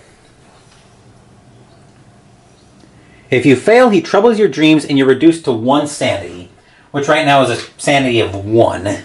That's not that catastrophic, but anyway. That will do it for Wilson. That will do it for a very quick Arkham Encounter phase. Charlie gets skipped over because he ended up in a street area after fighting the deep one out there. So we'll move into the Otherworld Encounter phase and go say hello to Akachi and Tony.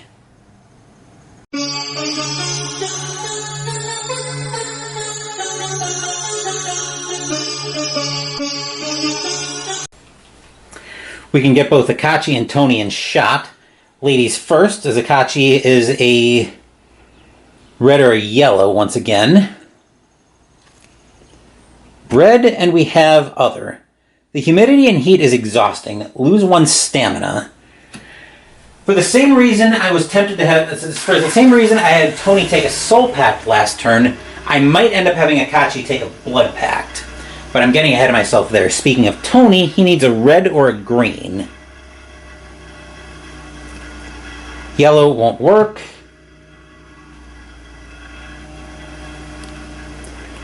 Green, and we have Plateau of Ling. Pass a luck -2 check to find some useful things among the bones. If you pass, draw a common item and a spell. What is his luck? His luck right now is 3, 4. That's a -2 check? Yes.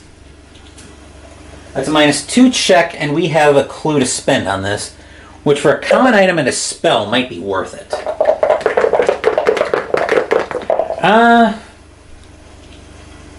He's actually going to exhaust World Ain't Big Enough for us. So he's going to get an extra die at this.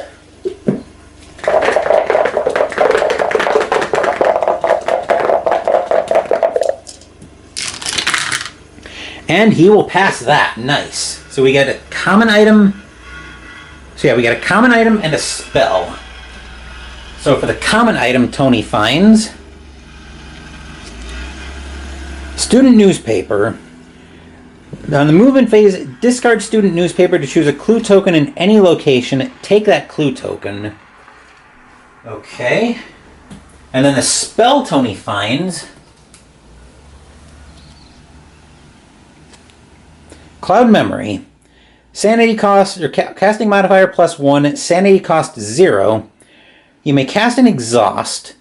Spend 1 stamina. You or another investigator in your area gains 1 sanity. That might be something worth using later, but anyway, that's both of our encounters done. That's both of the Otherworld encounters done. Now let's move back up top for the Mythos phase.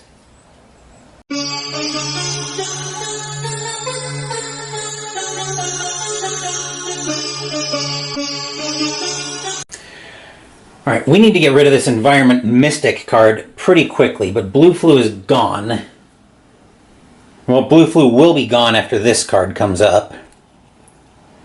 It's our first rumor, oh joy. The Unvisited Isle gives us a Monster Surge. Fantastic. So,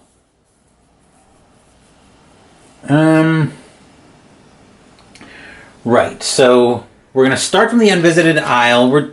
Probably the easiest way to do this is just to have 1 monster at each location. So we'll start with Relay, the Unvisited Isle.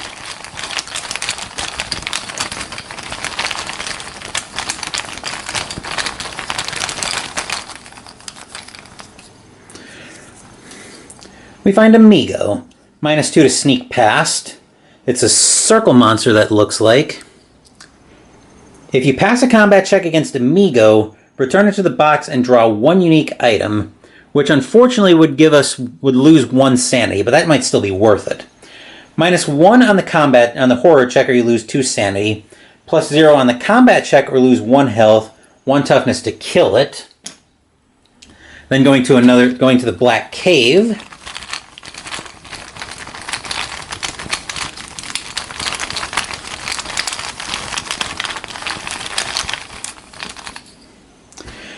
Oh boy, we find a Shuggoth. -1, it's another diamond monster. Physical resistance and nightmarish 1. The stench was unbearable, and rising to the surface came a terrible cry. Tekalili! Tekalili! -1 on the horror check, lose 3 sanity if you fail. Same thing on the combat check for health. 3 toughness to kill it. And it's a fast monster, so whenever diamond moves, it'll move 2 spaces. Then going to the Unnameable next. And I do have to keep an eye on the monster limit. Right now we're at 1, 2, 3, 4, 5 monsters. So both of these will be staying on the board.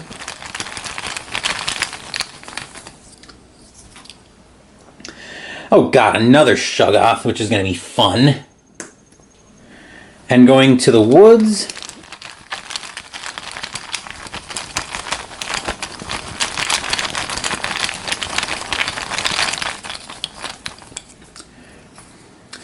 The Beast. Oh god, is this what I think it is? +0 to sneak past, a star monster. It's a mask.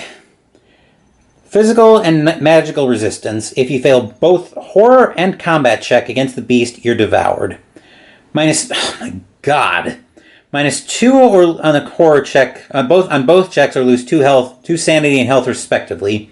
4, aka 5 toughness because of the Herald. Fantastic. Just what I needed. 2 masked monsters at the woods. Great. So 1, 2, 3, 4, 5, 6, 7. Alright, we get no clues. Activity at the Easttown streets. When this card enters play, place 6 clue tokens on it, Any player may spend clue tokens during the Arkham encounter phase while in the Easttown streets to discard clue tokens on a 1-for-1 basis. Ongoing effect, roll 2 dice at the end of every Mythos phase, beginning the turn after it entered play. For every 1 or 2 rolled, place a clue token on it. If there are no clue tokens on this card to pass, return it to the box and each player draws a unique item. Fail if there are 10 clue tokens on this card, return it to the box, and all Elder Signs are removed from the board. We have slash moon and slash triangle and star moving on white, so the beast moves out to Uptown streets. Great. And then I think we have only the hexagon moves on black, which this time the flying polyp moves out, sees Charlie, and says, "Oh, hello." Great. Just what I wanted to see. So that'll be 6 clue tokens there. Fantastic. Right, so 6 clue tokens. Okay, Tony will become our first player, and we'll move into a new upkeep phase.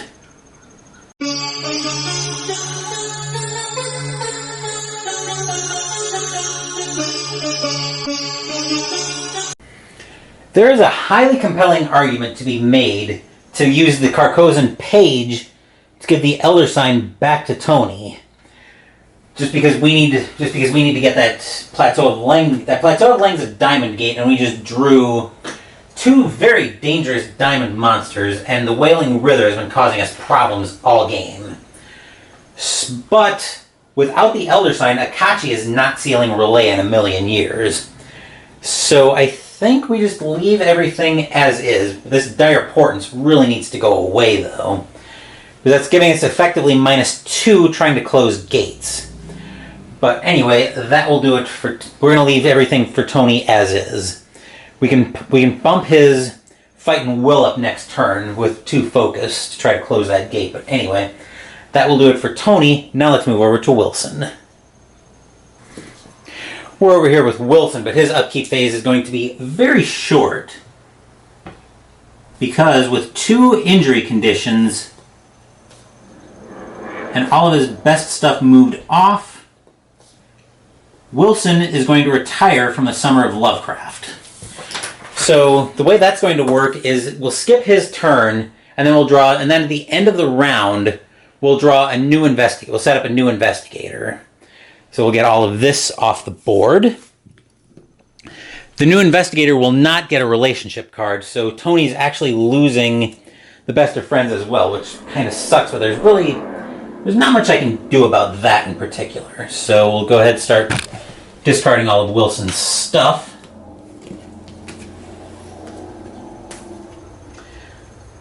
Okay. I'll leave those close because we'll need somebody new. So yeah, this will act the same way as an investigator defeat would, where an investigator devoured would. So Wilson has been retired from the Summer of Lovecraft, which means we won't see him again for this campaign. But anyway, that will do it for Wilson. Now let's move down to Charlie. The motorcycle refreshes for Charlie, except now he's got a problem on his hands because this flying polyp just landed right on top of him. So the question here is, do we just try to sneak past this? Or do I think I can shoot my way through it? I can take the Nightmarish 1 on the horror check. Sneak is a +0 to try to get past. And trying to get Charlie into a gate would not be a horrible idea either. Even though another dimension right now is a -2 gate, Plateau of Lang's actually a -3. But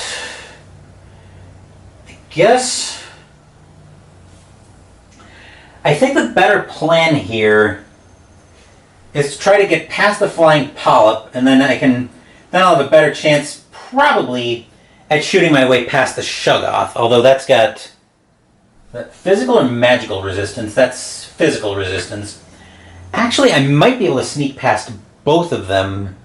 I'm less sure of sneaking past the Shoggoth than I am of the Flying Polyp, just because of the modifier. But anyway, that will do it for Charlie. Now let's move over to Akachi. For the same reason, okay, first of all, world ain't big enough for us refreshes. For the same reason that Tony took a Soul Pact last turn, Akachi is going to take a Blood Pact this turn. So now we need to watch out for the Reckonings a little bit more.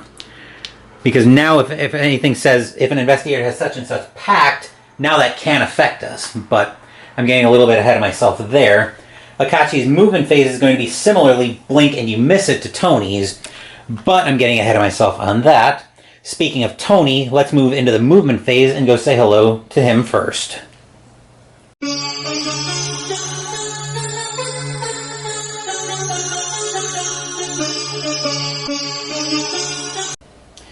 Blink and you miss it. I think we can tip the camera up just slightly. Yep. We can get everybody in shot here. Maybe I'll have to zoom in just a touch, but anyway. We'll bring the dice tower in shot. I was about to say I'll have to do the... Okay, we've got activity at the Easttown streets as well. I was about to say we'll have to do the turns slightly out of order, but no, we won't, because we can get everybody in shot. Anyway, Charlie's going to try to sneak past the Polyp. Right now his sneak is 3. Actually, no, I should have adjusted that down. Now that I'm realizing that, I was such a derp. But anyway, I forgot I only needed 1 speed. But anyway, we'll pretend I adjusted that during the upkeep phase. Charlie is going to sneak past the Flying Polyp, or try to, I should say. He's got 3 dice, modifiers plus 0. He gets past the Flying Polyp, and he's going to try to do the same thing to the Shoggoth. We'll keep that 5.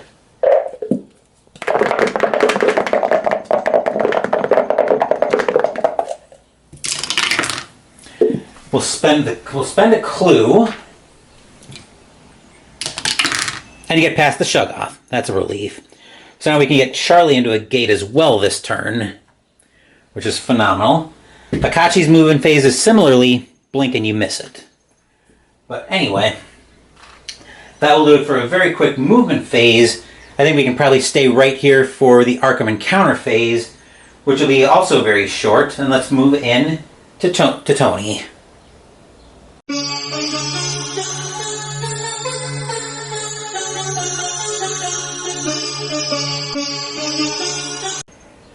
This will be a very short Arkham Encounter phase. Tony doesn't have one because he's not in Arkham. Charlie is in another dimension, so he's in the Black Cave with another dimension gate, so he moves to another dimension. Akachi similarly doesn't have an Arkham Encounter phase. So we can move into the other world encounter phase. Say that 5 times fast. And let's go say hello first to Tony.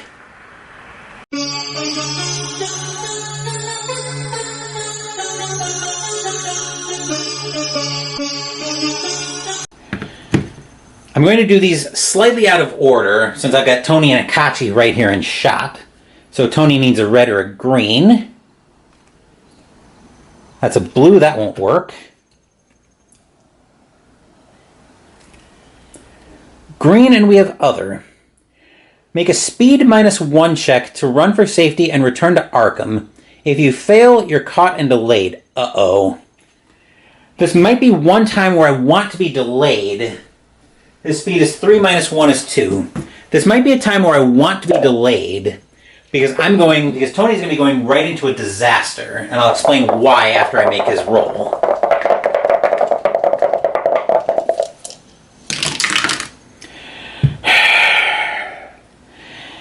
Yeah, so he goes back to Arkham, he gets the Explored token.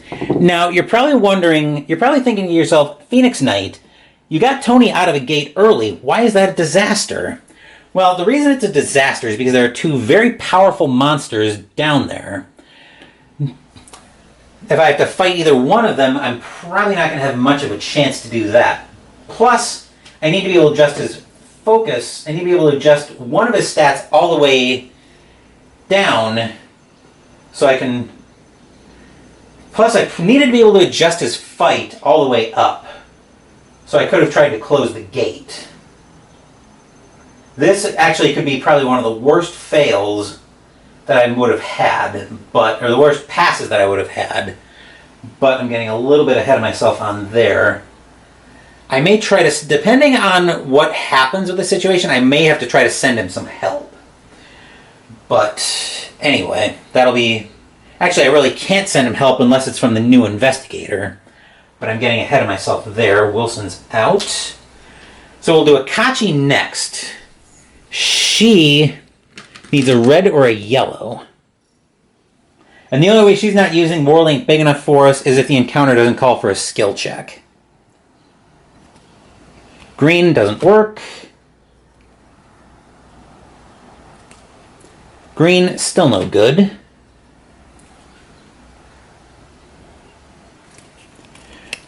Third green in a row. How about no?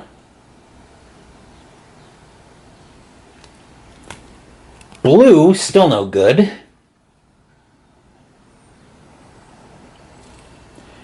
Yellow, and we have other. Oh god, this is bad. A monster appears. Oh great.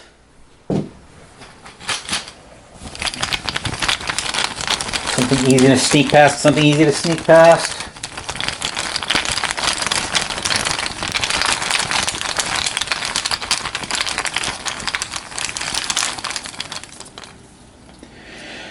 That is not easy to sneak past. That's a night gaunt. So what's her sneak right now? Her sneak is 2. I think I have to spend clues just to have die rolls. Great. Because the problem is here, if your skill gets dropped to 0, you automatically fail. You don't get to roll a minimum of 1 die. Spending her other clue.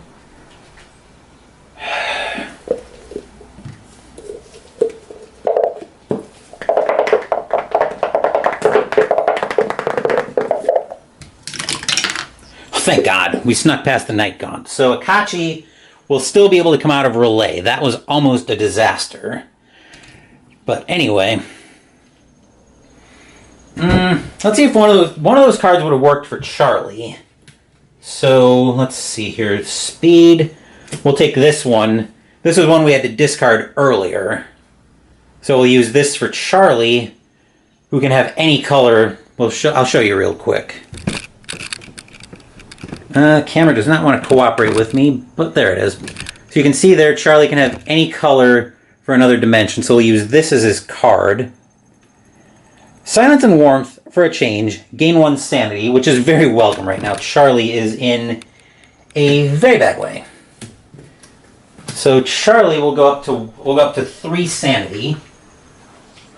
And then we'll move back up top for the Mythos phase.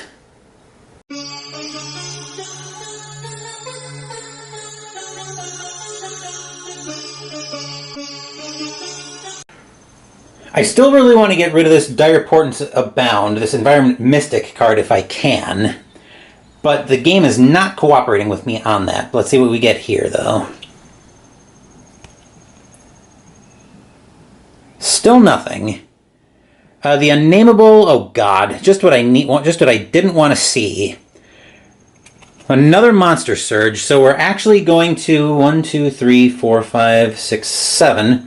That would draw 4 monsters, which brings us to the outskirts, which would go right to the outskirts, and bump the terror limit level by 1. So we'll go ahead and just do that. We'll just bite the bullet there.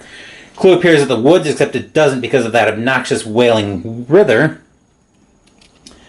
Let's see what we have here, though. This actually might be very helpful. Circle moves on white. We have the Migo, who moves out to the Merchant District, sees nothing there, and moves to the sky. The Shoggoths move on... Well, I'm getting ahead of myself there.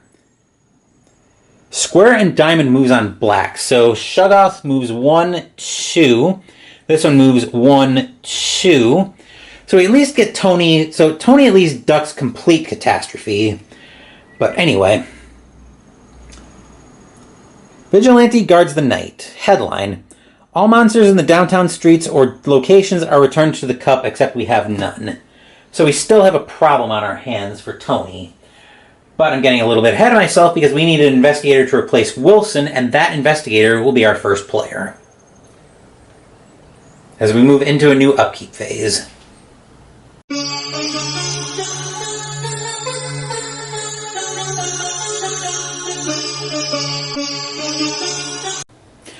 After helping us win Christmas in Arkham back in December, Diana Stanley has returned to help us hopefully salvage this mess in the Summer of Lovecraft.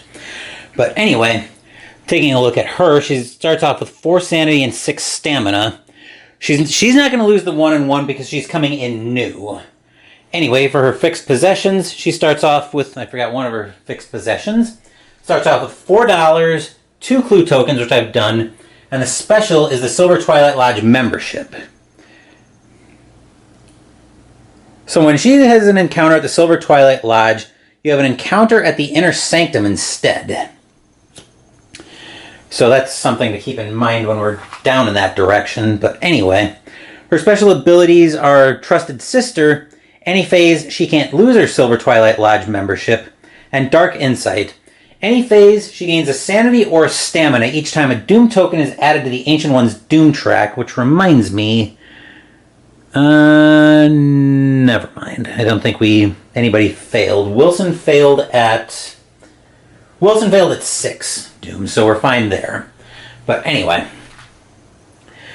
In addition, gain 1 clue token each time the terror level increases. So Charlie might be wanting to push it down. Diana might be happy to see it go up, but I'm getting a little bit ahead of myself there. She doesn't get relationships because she's coming in as a replacement investigator, which kind of sucks for Tony, but nothing we can do there. Anyway, Diana's personal story, and then we'll look at her possessions and figure out where I want her sliders to go. Diana knew that the lodge had eyes everywhere. She walked casually through Arkham streets toward the police station. She was certain the evidence she had would see Carl Sanford was locked away as a madman for the rest of his life. She just hoped that whomever she spoke to at the station wasn't one of the lodge's minions. That would be a problem. Redemption. If Diana is at the police station during the upkeep phase, she may spend 5 clue tokens to place the mole into play. Fail. If the terror level reaches 4, place laying low in play. So I'm actually going to put a marker on 4 on the terror track, since now... Actually, I forgot Charlie had to pay attention to that too. So let's put... We'll put one of these there, just so I know, hey, I gotta pay attention to something. But anyway, now let's take a look at Diana's starting possessions. We'll give her the first player token as well, since she's basically coming in as baptism by fire. She'll move to the general store where she's trapped by the flying polyp. Anyway, Diana's common item. Courier run, ugh. She's got to pass 3 upkeep phases in these locations. 1 in Ma's boarding house, then the river docks, and Hibbs's roadhouse. Payoff to gain $8. That's not that great. Although, well, I might be getting ahead of myself there. But anyway, you need the spell. Call a friend. Sanity casting modifier +0. Sanity cost 1. Movement. Cast an exhaust to choose an investigator in Arkham who has not moved this turn. Move that investigator to your current space. Even in Otherworld, that investigator may not move again this turn. Ooh. That could be something to maybe use later on, but once again, I'm getting ahead of myself there. Then her skill that she starts with... Persuade, +1 will. Any phase, once per will check, you may reroll all dice showing a result of 1. So, I guess this begs the question now of... What do I want Diana to do, and where do I want her to go this turn? Right now we have no duplicate gates on the board. But... I think I probably need her to try to sneak past that flying polyp if I can. To maybe get her another clue token. Especially if she needs to get 5 of them to the police station anyway. That might not be a terrible idea. And then hope the flying polyp moves off. I think that's what we're going to do. I think we're going to put her speed sneak at 2-2. We'll put her fight will at... We'll put her everything else at the middle of the road. And then we'll go lore luck with 4-3. Focus of 1. I'll plan on moving that up. I'm going to probably end up having to take a little bit of a gamble here that flying polyp moves off and we get a gate somewhere accessible to Diana. But anyway, that will do it for Diana. I've been rambling long enough about her. Now let's go say hello to Charlie. Charlie is going to adjust his sliders to a little bit more middle of the road. And then he's going to have a very blink and you miss it movement phase. He's just going to be moving to the second half of the other dimension. Akachi's movement phase we'll explain her. Well, Akachi's upkeep is going to be similarly as uneventful, but her Arkham encounter phase is going to be very consequential. But let's go over to Akachi and I'll explain. We are finally going to get that relay seal on the board that we started the game with. Because Akachi is going to be moving out of the gate to the unvisited isle, and then she'll use the Elder Sign on her Arkham encounter phase to seal the gate. But, once again, I'm getting a little bit ahead of myself, so I can leave her sliders as is right now. Anyway, that will do it for Akachi. Now let's move up to Tony. Before we get to that roll, or before we get to Tony's upkeep, I forgot to do the roll on the rumor in the mythos phase. So I rolled 2 dice. Per 1 or 2, I add a clue token to the card.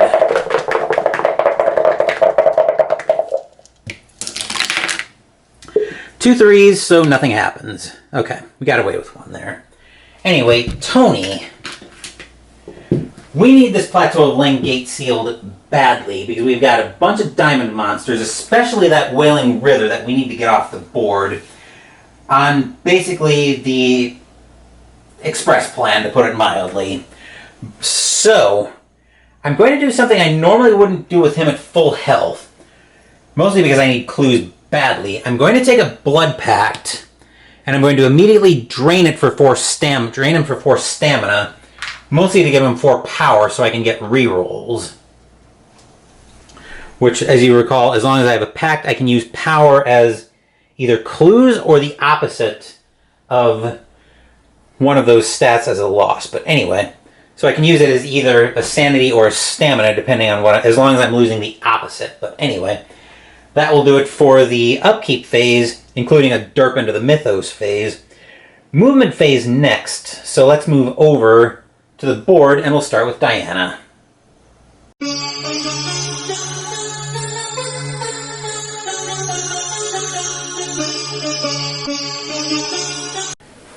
We technically haven't started the movement phase yet. So since I'm still kind of in the upkeep phase, and I meant to do this before, I'm adjusting Tony's speed and sneak down to 1-3. Unfortunately, I'm going to have to use his lore to try to close the gate, which is effectively a -3 gate. So I need the... So I'm also going to need the clues to even have a roll at it. But anyway, that musing aside, Diana will move 1 to the Rivertown streets, where she'll encounter the flying polyp. She's got a sneak of 2. Fortunately, it's a +0, so we get her 2 dice. We may have to spend clues to try to re-roll that. Or not. We just get a success naturally, so we'll move her into the graveyard to grab her that clue token. Anyway, that will do it for Diana. Nice and uneventful. Now let's move down to Charlie. Blink, and you miss it. Charlie moves over to the second half of another dimension. Nice and uneventful movement phase for him. Now let's go over to Akachi. Akachi is coming out of Relay, getting an Explore token, going to the Unvisited Isle. Nice and uneventful for Akachi. Now Tony's movement phase is going to be very critical.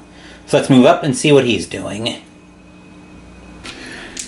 We need to sneak past this mummy to even have a shot at the gate, and we really need to have a shot at this gate. So, during the movement phase, he'll discard the student newspaper to pick up a clue.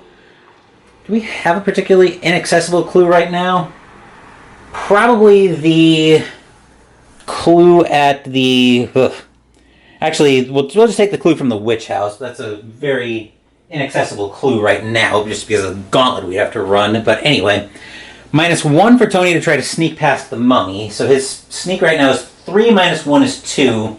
And we've got rerolls, which I'd rather use on the gate if I can help, which I'm going to need to be able to even roll on the gate. So, yeah. Let's go for this.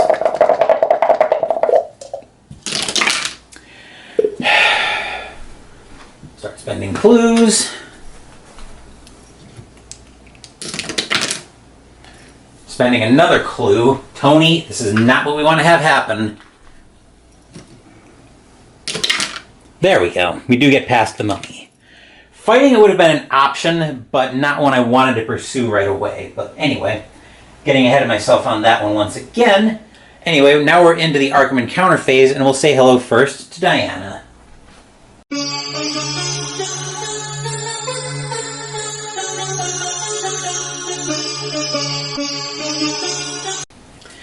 Diana is very much pinned down in the graveyard right now. I've got the dice tower covering the 2 monsters, one of which will hopefully still not be there when it comes time for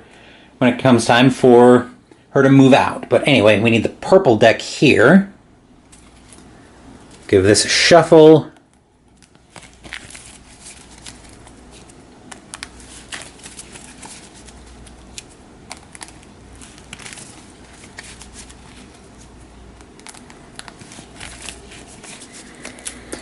And a cut. And there's our card. We find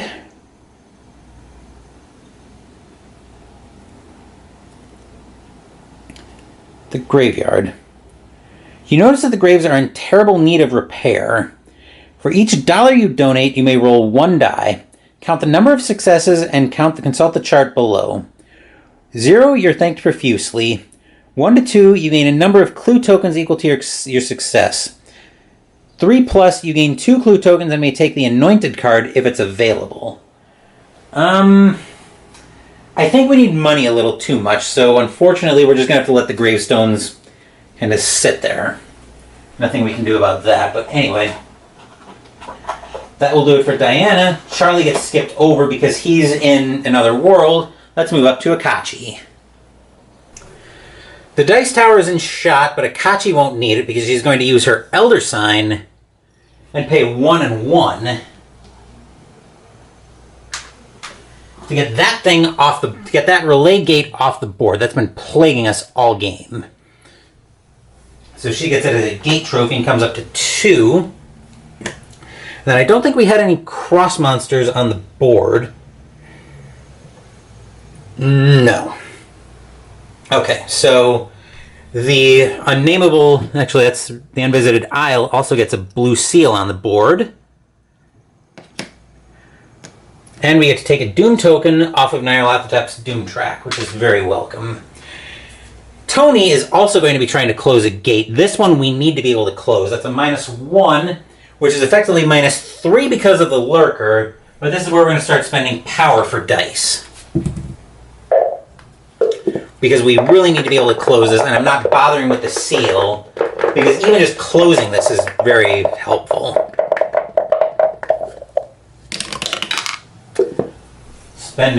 I'll just bring his power over here.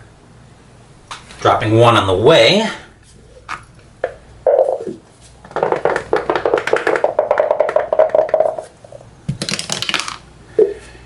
Spending another 1.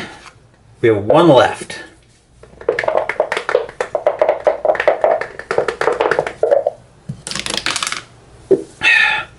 Last power. Come on, Tony. We need this.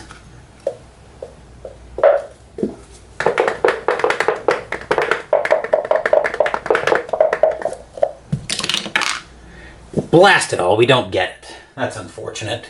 So Tony's going to have to deal with that mummy next turn.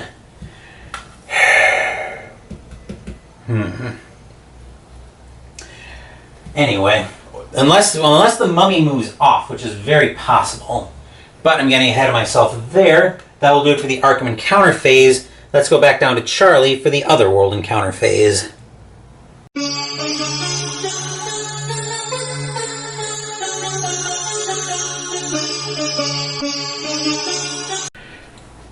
First card out the top, please. We find green and we go to Other. You're beginning to understand the strange creatures here. Gain 1 clue token. Cool. Alright, so that will do it for the Otherworld encounter phase. Now let's move back up top for the Mythos phase.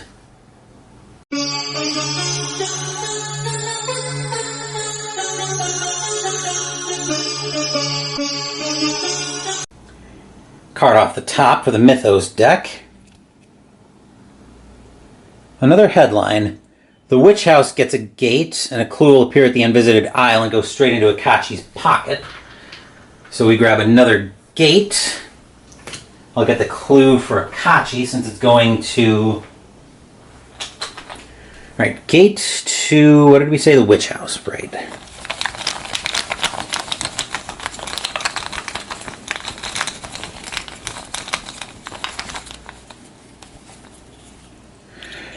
Lurker Gate, we have Great Hall of Celiano with a star monster. It's a -1, effectively a -3 because of the current game state. And if you fail to close it, you lose a sanity. So that goes there. We need a monster. That Doom token will be going back on Nyarlathotep's track in a minute.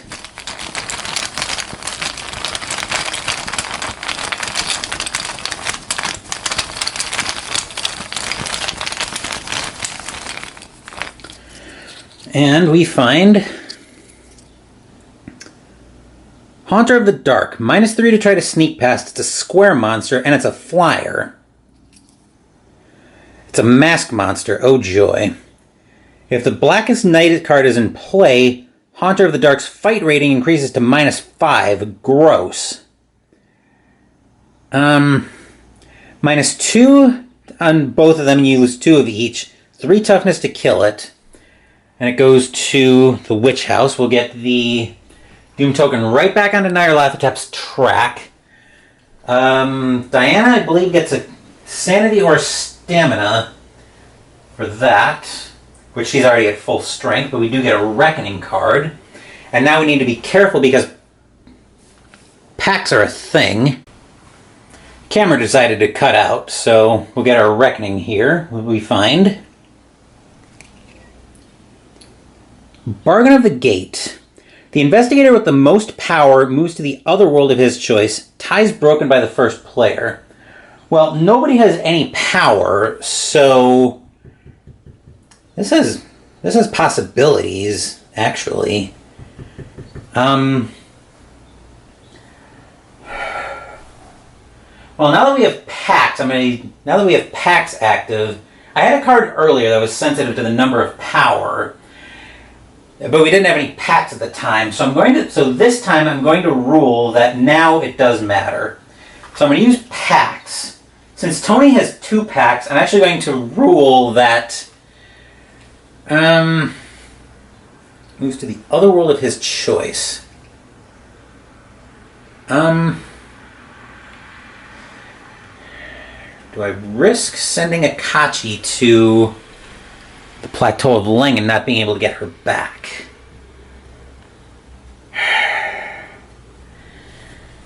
That Diamond Gate is going to be a huge problem if I don't.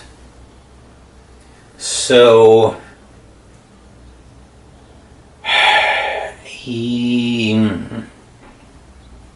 Charlie's coming out of another dimension. We just had the Great Hall of Celiano pop up. Tony is going to try to seal the Plateau of Leng again. I think we send Akachi actually to... Actually, wait a second. I just realized something. I think we send Akachi to the... It's -1, effectively -3 until we can get rid of this stupid Mythos card. I think we send Akachi to the Great Hall of Celiano, actually. I can try to get the beast off the board that way. So that's all handled. Anyway, coming back to the Mythos card, we shortcutted the clue going to Akachi's pocket.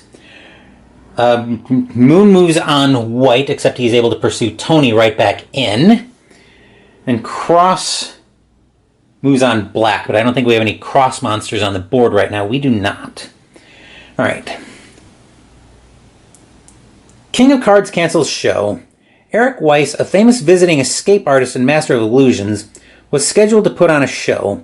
However, when he was told that the Legacy of the Pharaohs Museum exhibit was in town, he paled visibly and canceled the performance. "There's a thing I must do," was his only comment. All witches and warlocks in Arkham are returned to the Cup. If an investigator has Eric Weiss as an ally, that investigator gains those monsters as trophies. Well, right now we don't have any witches and warlocks in Arkham, so that doesn't do anything. Anyway, we'll move into our next upkeep phase, and Charlie will be our first player.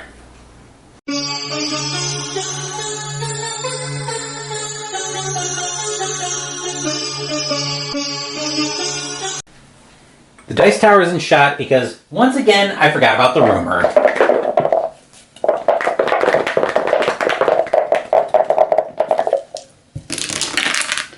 We still put no clue tokens on it, so that's a relief. That clears at the Easttown streets. Well, Charlie's not doing anything about that. He's coming out of another dimension back to the Black Cave. So I think he's going to take a... Well, he's going to adjust his focus up to... his fight will up to 5-1. And then he's going to take a Blood Pact and immediately drain it for 5 power. Because I definitely want to make sure I close that gate. That's a square gate, so getting rid of the Haunter of the Dark would be a very welcome thing to do. But getting a little bit ahead of myself there, so I adjusted his fight up. Blood Pact is drained, so we're good there. Let's move over to Akachi. That Reckoning card has given us an unexpected opportunity to start to get some of these gates under control. So Akachi is going to be moving over to the second half of the Great Hall of Celiano, which might actually pass her personal story too, but again, let's not get ahead of ourselves here. Anyway, that will do it for Akachi. Now let's move up to Tony. I think we're going to have to leave Tony's slight... Well, we can take his fight will up to 3-3. And I'll drain his soul pact for 1 sanity to give him a power. Mostly so I can use that on the... so that I can use that on the gate if I'm able to get past the mummy again. Because we really need that gate closed. I'm not worried about the seal on it right now, but there's nothing we can do there. Anyway, that will do it for... I mean, there is the option to pull Tony out of the plateau, to pull Tony out, but I don't really like that plan particularly. But anyway, that will do it. I could use Diana to pull him out is what I'm thinking, but I don't really like that plan because I don't want to lose track of that gate. But anyway, that will do it for Tony. Now let's move over to Diana.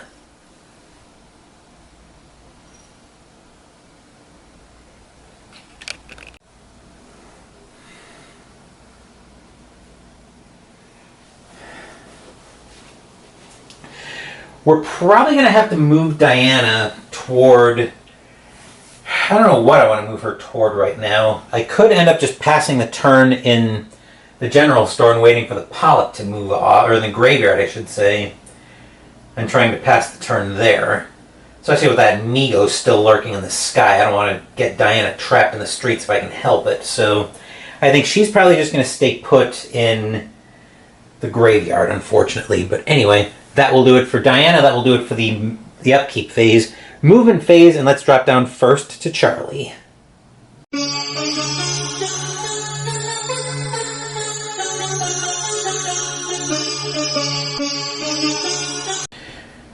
Charlie leaves another dimension, going back to the Black Cave, where right by where Diana is. I could potentially move Diana over there, but I'm once again getting a little bit ahead of myself. Anyway, that will do it for Charlie. Now let's move over to Akachi.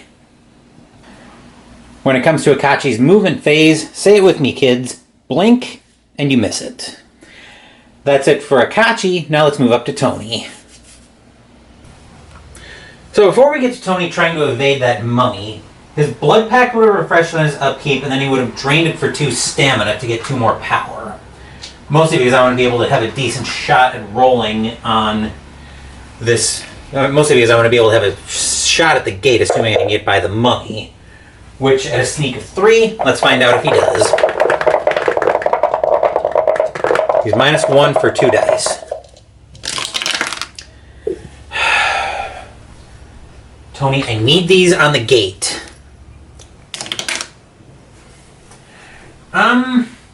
Actually, we're gonna fail. We're gonna fail out on that. So we'll have to try to take out the mummy. We're will -2, which actually just drops to a will of 0 because of his -1, his tainted condition. So we're going to fail that. We can take the 1 sanity loss, but we really need this to work. So his fight is 3 plus 3 because of physical resistance is 6 minus 2 is 4. Problem is we need 3 successes to take out this mummy. And we only have 4 dice, so odds are not great.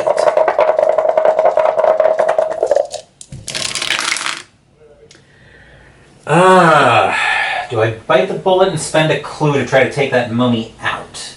I think I have to, because if I lose that explore marker, we're not going to be able to close that gate anytime soon.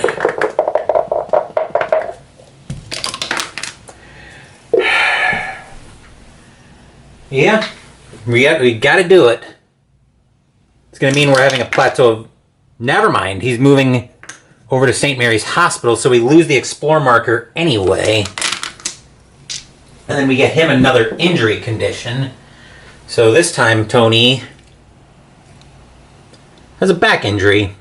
He can't have a total of more than 3 common and unique items added together. If he ever has more than that, he discards any extras. And if he gets another back injury, he's devoured. Right now, he has 2 right now. But I think he's in a similar boat that Wilson was, where I'm probably going to plan on passing his stuff off and taking him out of the Summer of Lovecraft. But anyway, that will do it for Tony. Now let's move over to Diana. I'm actually going to make a bit of a reckless play here.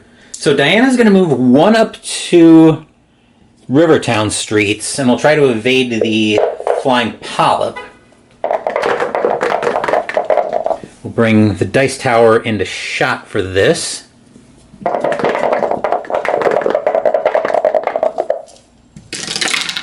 She gets past the flying polyp, and we're going to move 2 to the French Hill streets. This way, we're only in danger if Diamond moves on white. Because I think the plan here is going to be, I'm going to try to somehow get Diana and Tony together so I can pass off Tony's stuff and then retire him, similar to how I did with Wilson earlier. But anyway, that will do it for Diana. That will do it for the movement phase. Arkham Encounter phase next, and let's drop down to Charlie.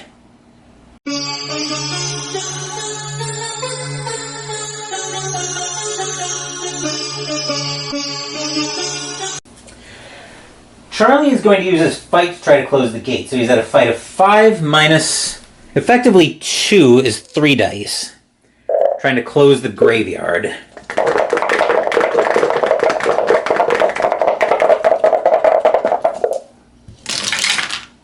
Which he gets a pass in there. There's a 5.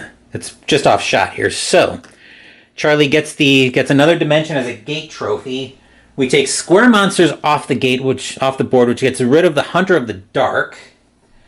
So that goes back to the cup, or the bag, I should say.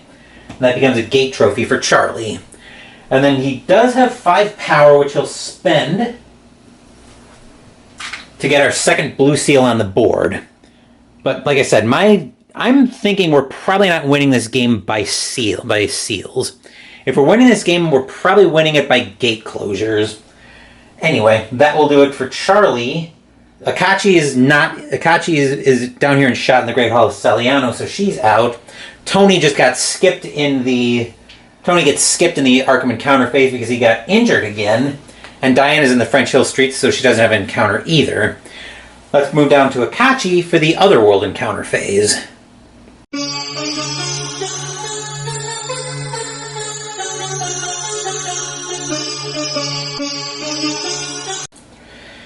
Once again, the only way Akachi is not using World Ain't Big Enough for us is if the encounter doesn't call for it. So we get to have we need a blue or a green card.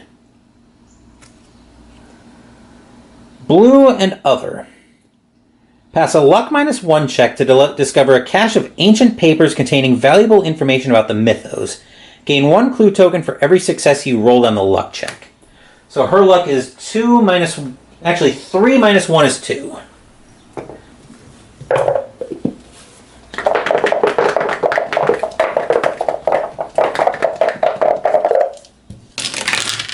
She gets 1 clue token out of that, which isn't bad. But anyway, that will do it for Akachi. That will do it for the Otherworld encounter phase. So let's move back up top for the Mythos phase.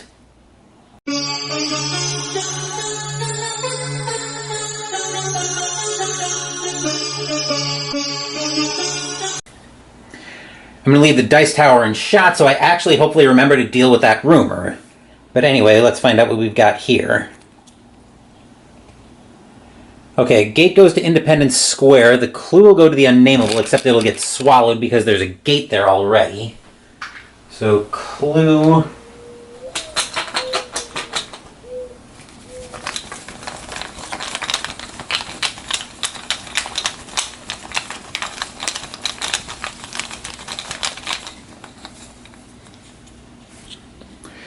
Normal gate, taking us to the Great Hall of Celiano, and that's at Independence Square, right, which we need a monster for.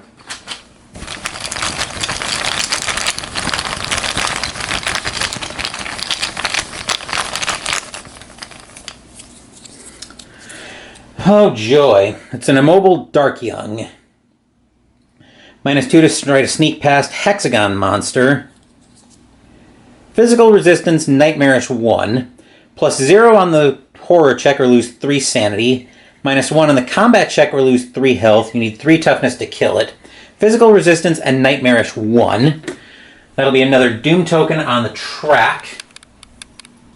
And we'll get another Reckoning card in a second. So here we find... Give the devil his due.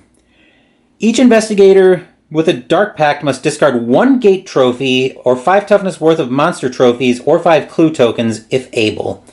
If they can't, they must discard all monster trophies and clues. Oh, that is a huge setback. Tony doesn't have anything to discard. Charlie doesn't have a pact. Charlie has a blood pact, so he can discard his gate trophy. And then Akachi has to discard a gate trophy as well. That really sucks. That just set us back immensely on our plan to win via... Well, not necessarily, but it does set Akachi back in her ability to complete her personal story. I was looking at completing that this turn, but now I'm out of luck on that. And actually, Tony should have healed back to full health. But I'm getting ahead of myself. I'm getting kind of off track there. Anyway. So that was a huge, huge setback on that plan. It also does actually set us back on winning via closures. We might be able to turn this around, but anyway. Clue got swallowed at the Unnameable. Hexagon moves on white. That is going to cause Diana problems. Then Slash, Triangle, and Star moves on black. Uh-oh. So the Beast moves over to Southside Streets. Moves on black, yep. That is a moon. Hexagon doesn't move, and the me goes a circle. Okay. The thing wants to keep following her around. Go-like creatures spotted in woods. All Dark Young in Arkham are returned to the cup.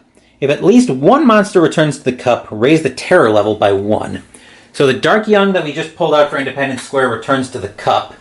The terror level increases by 1, and Diana gets a clue token because the terror level increased.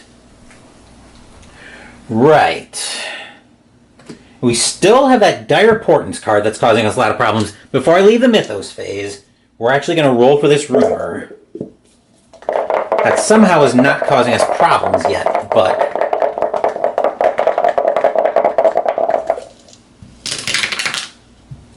And now it's going to start causing us problems because now we put 2 clue tokens on the track.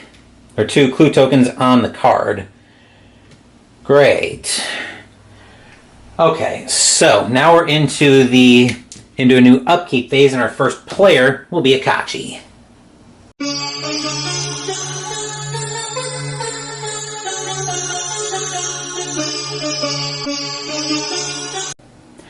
I'm not going to worry about seals right now because that rumor is about to go off on the next 2 clue tokens that go up on it. So we're going to lose our elder signs on the board, which means I might as well not bother with that. Anyway, Akachi is coming out of the Great Hall of Celiano. I'm not sure where I'm sending her yet. Either way, I get that beast off the board. That thing is nasty. But Diana's gonna have to move past it on her turn, most likely. But that whole corner of the board right now is just a complete nightmare. But getting a little ahead of myself there. So, do I bother with the seal right now? I don't think I do. She's going to be rolling... Well, I'm going to bump her lore up to 4. So that's 5. That's effectively a -3 gate. So she's going to have 2 dice at that. Actually, just so I have rerolls, I might actually want to take a Soul Pact on this one. Just so I have a decent amount of rerolls, because trying to get a success on 2 dice is not going to be easy. So yeah, I think she will take a Soul Pact, and then immediately drain it for 3 sanity to get 3 power. Just so I have rerolls. But anyway, that will do it for Akachi. So now let's move over to Tony. This turn, I think, needs to be all about trying to get Tony's stuff passed off. The question is, where do I want Diana to try to meet him?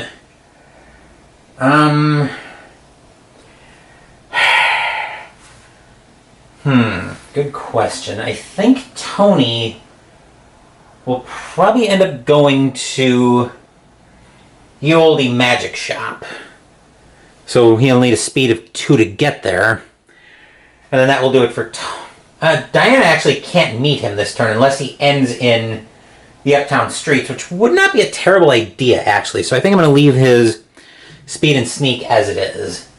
Anyway, that will do it for Tony. Now let's move over to Diana.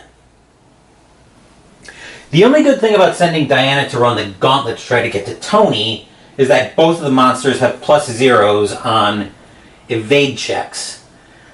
But ending up fighting the beast would be a very bad scenario. So I've got some clues that I can use on that.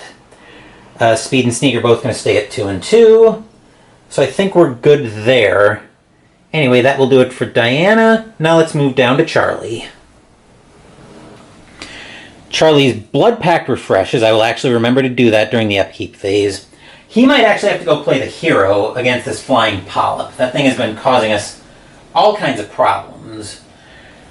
So he's going to need a speed and sneak of 2 and 2 to get up to it. Can we afford to give on the will check? With losing 4 sanity, we cannot. So I think we'll move his will down to... His fight will down to 4-2. He's going to have 4 minus, what did we say? That was -2. So he's going to have 2 dice on that. But anyway, that will do it for Charlie. That will do it for the upkeep phase. Movement phase, and let's go say hello to Akachi.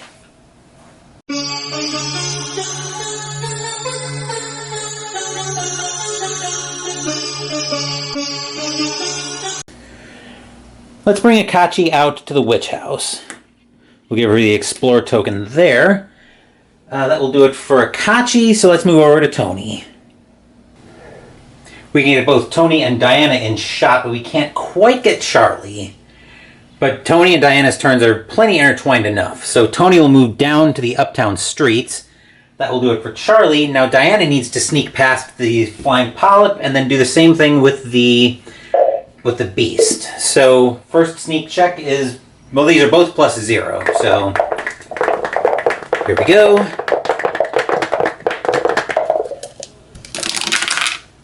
Alright, she's past the flying polyp.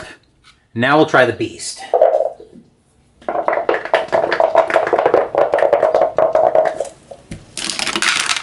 We've got clues, but we don't need them, so we get past the beast. So Diana meets up with Tony,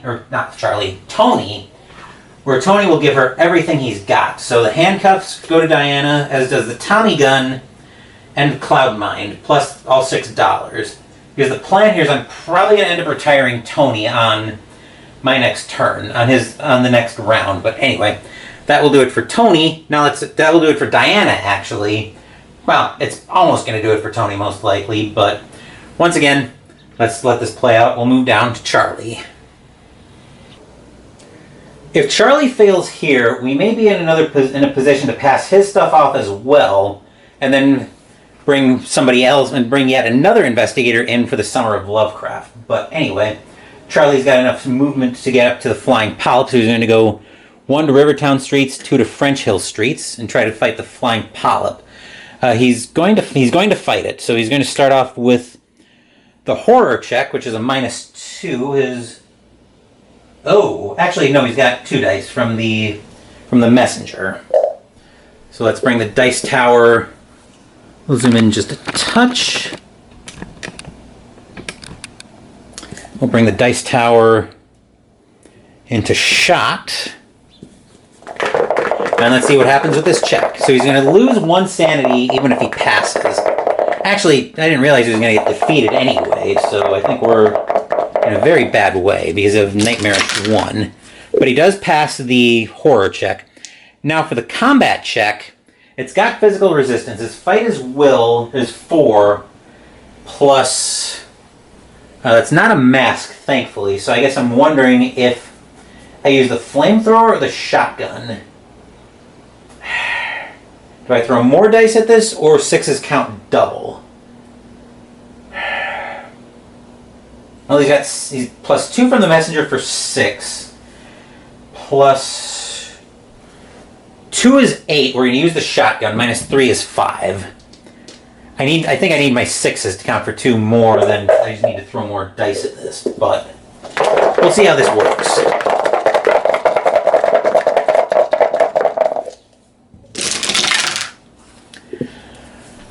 Like absolute dog crap. So we'll spend a clue. And we're not even going to bother spending another clue. He'll end up moving to St. Mary's Hospital. He'll get skipped over in the Arkham Encounter phase. We're going to have a very short Arkham Encounter phase. And then we get another injury condition. We find hearing loss. -1 sneak. You can't spend more than 2 clues to add to a sneak check. If you ever gain another hearing loss card, you're devoured. Oh joy. So that's for Charlie. Now I think we are in a position to start passing his stuff off as well. But anyway, that will do it for Tony. Or not for Tony, for Charlie. And we'll go into a very short Arkham Encounter phase with Akachi.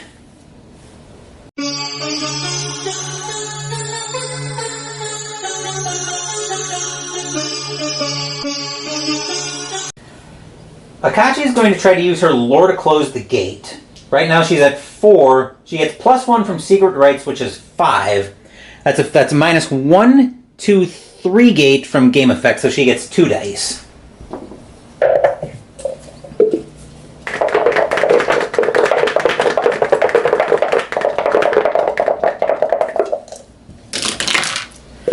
Which I forgot to get this 3 out of there, but there is a pass, so we get to close the Great Hall of Celiano. Which actually takes the beast off the board because it's a star monster, thank goodness. So that brings her back up to 2 gate trophies. And like I said, since that rumor is about to go off, I'm not going to bother with the seal because we'll be losing those when we get the next 2 clues on the board, on the rumor anyway. So again, that's Akachi's encounter phase. Tony and Diana are in a straight area having switched off stuff. And Charlie got another injury condition. So that'll let us move back up top for the Mythos phase.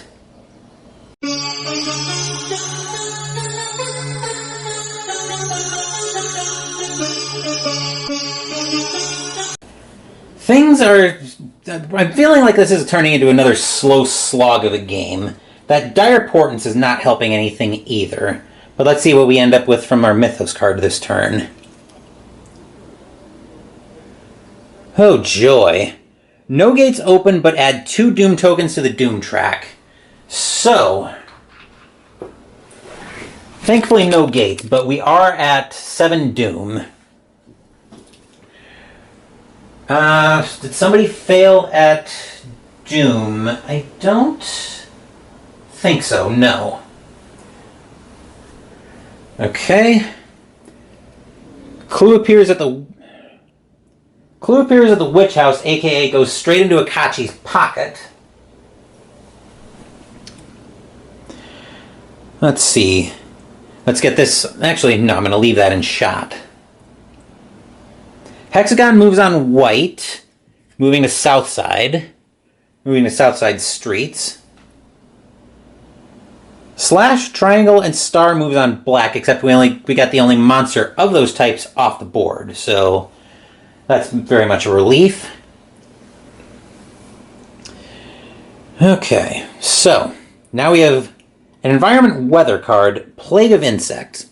The strange locusts and beetles around town have reached critical mass. They crawl, fly, and hop everywhere. Investigators that end their turns in a street area in the street lose 1 sanity and 1 stamina, and the terror level increases by 1. Oh joy. So terror level increases by 1, which means we lose the general shop, the general store for the rest of the game. So we can't go there anymore, which means common items are shut off to us. But Diana gains another clue token when the terror level increases. So, and these Shoggoths are both physically resistant. Great.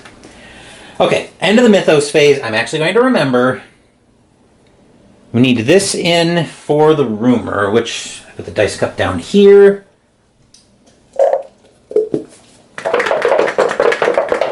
So we'll roll this. Wow. That was prophetic. So now this card goes back to the box and all Elder Signs are removed from the board. This is why I didn't bother sealing Akachi's gate, because I knew we were losing Elder Signs next time that went off anyway, because we just never could get over there and to deal with that. So that rumor is gone, and that activity was at the East Town streets. Okay, so we don't have to worry about that anymore. Anyway, we're looking at 3 gates on the board, but I think the plan here is probably going to be to work on getting... I think right now we just take a healing turn, because we desperately need to. But anyway, that will do it for the Mythos phase. We're into the new Upkeep phase next, and our first player will be Tony.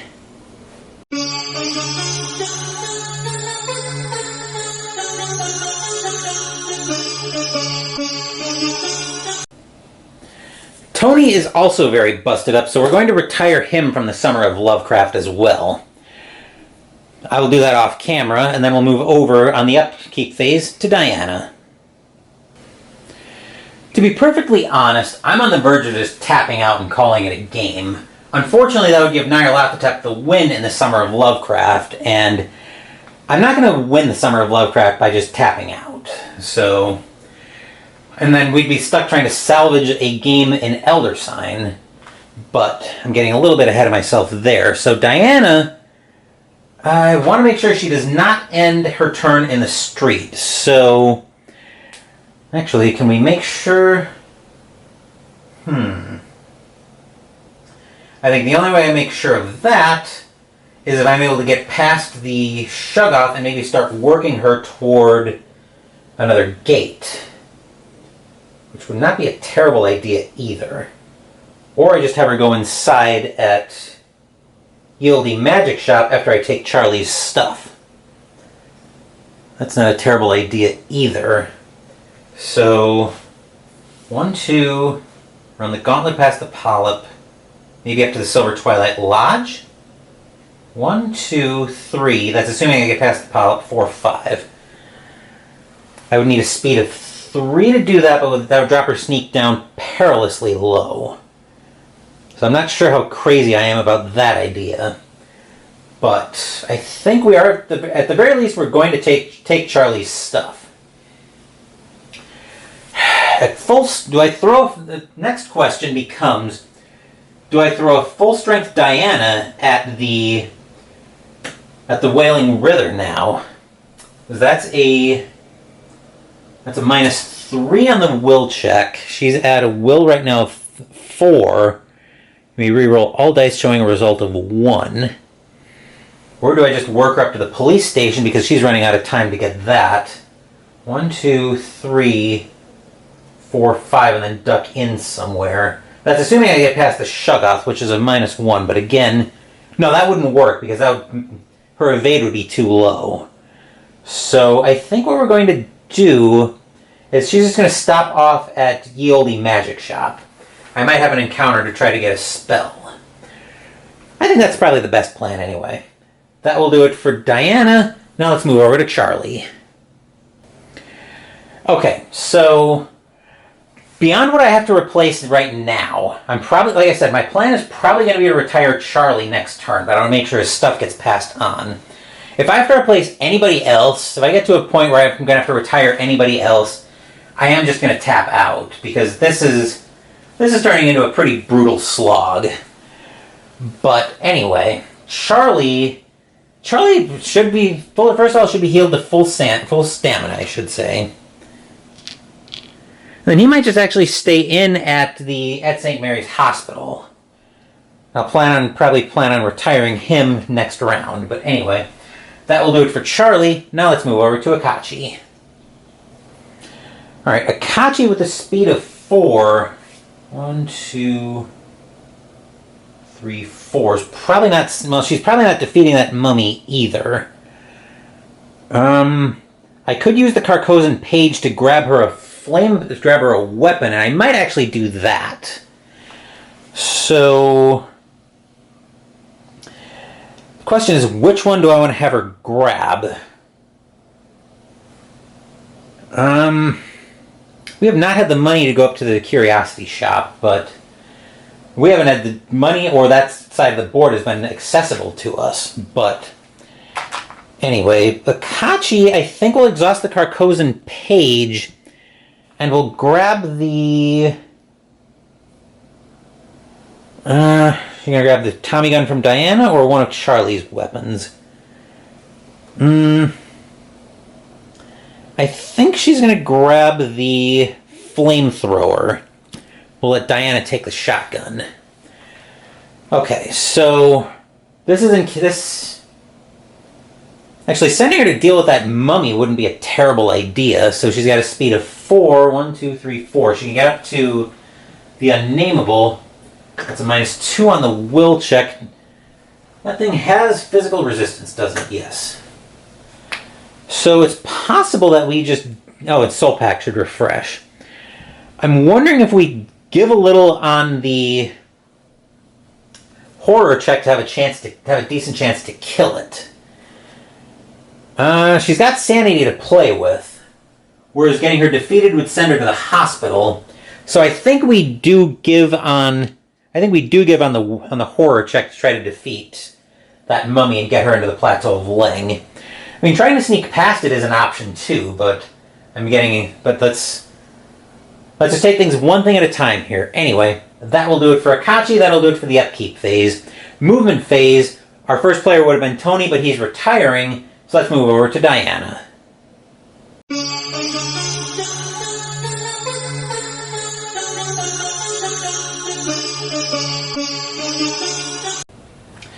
Okay, slight change of plans. I'm going to take a bit of a risk, but I do have a plan with this. So Diana's going to move 1 up to St. Mary's Hospital. We'll take that off of Charlie. And then she's going to get decked out with everything Charlie's got. So she's going to take the Colt de Ghoul, the shotgun, the motorcycle, and the messenger. Then she's going to have to... I think she is going to have to exhaust the motorcycle to get the other movement points she needs. 2 back to Uptown Streets, and 3 to the woods. She's going to take her first shot at this Wailing River. Alright, so -3 on the horror check. Right now she's at 4, plus 2 is 6, -3 is 3. 3 dice.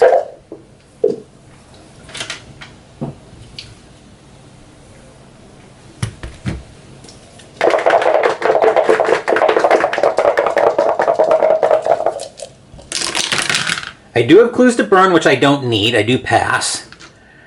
And then Diana's got 2, 4, plus 4 is 8, -3 is 5, and 6s count for 2 successes. But remember, we need 4 toughness to take this thing out.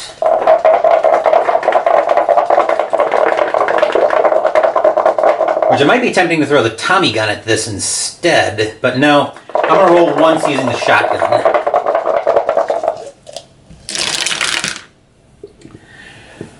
Start spending.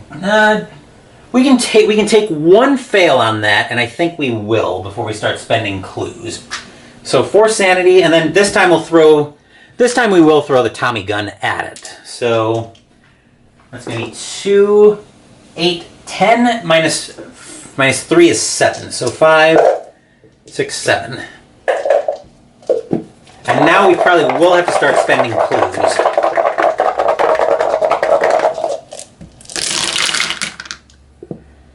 One, 2, 3. We'll spend our first clue. There we go. Finally, that thing has been causing us problems all game. Put that thing down to the bottom of the bag. Good grief, that Wailing Rider is finally gone, but unfortunately it was endless, so we weren't able to claim it as a monster trophy. Now the next question is, do we try to call friend? I guess the gamble here is that we'd end up with another Dreamlands gate at some point that would bring Charlie, that we could send Charlie out to. Because that's probably his purpose right now, honestly, is closing gates. But anyway. Or do we bring... There's also an argument to be made to bring Akachi down there. No, I think I want to split them up and try to deal with gates as fast as we can. So, I think what we're going to do here is Charlie... Yeah, we'll use Charlie primarily as a gate closer. So, she's going to spend a sanity to exhaust Call Friend. Casting modifier is +0, her lore is 4. I'm going to gamble that another Dreamlands gate's going to come out at some point so I can split them off.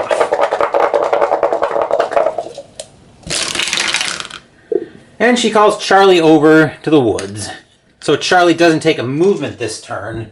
Anyway, that will do it for Diana and Charlie, thanks to Call Friend. Oop, I exhausted the motorcycle. Never mind, so we're good. Okay, so that'll do it for Diana and Charlie. Now let's move over to Akachi. With a movement speed of 4, let me look at just one more thing here. 1, 2, 3. Okay, she'd be short of getting to Independence Square. Plus, I don't want to end in a street area anyway. So Akachi will move 1 to French Hill Streets, 2 to Rivertown Streets, 3 to the Merchant District, 4 to the Unnameable. She's going to try first to sneak past the mummy. She's got a sneak of 2. -1 is 1, and I do have clues I can burn on this. Which I might have to do. Never mind, I do sneak past the mummy, so Akachi can get into the gate this turn.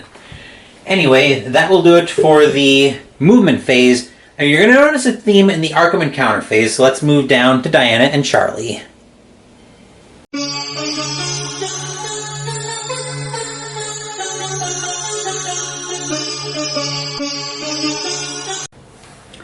Diana and Charlie are both moving to the Dreamlands. We'll see them later in the Otherworld Encounter phase, so let's move over to Akachi. Akachi is also moving to another world location. She's moving to the Plateau of Leng. Nice and short Arkham Encounter phase. The Otherworld Encounter phase is probably going to be considerably longer.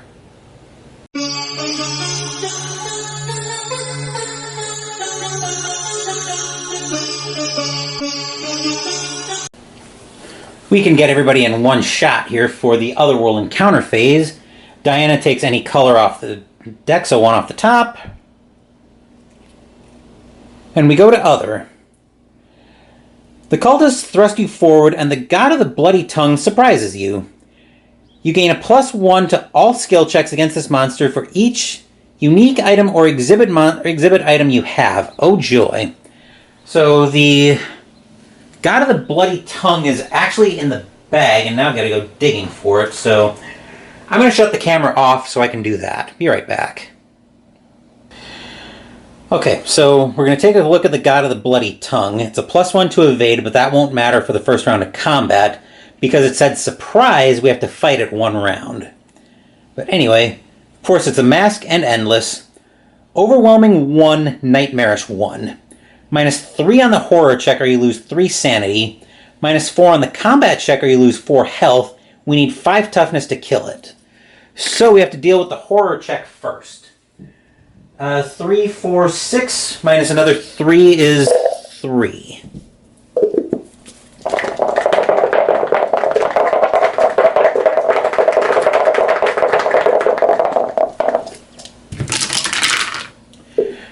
Which we can...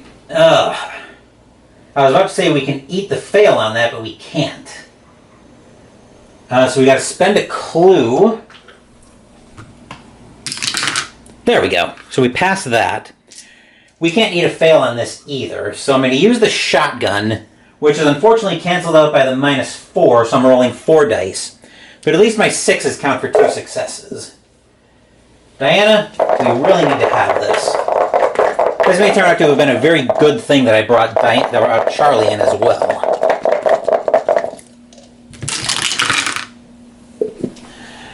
Start spending clues.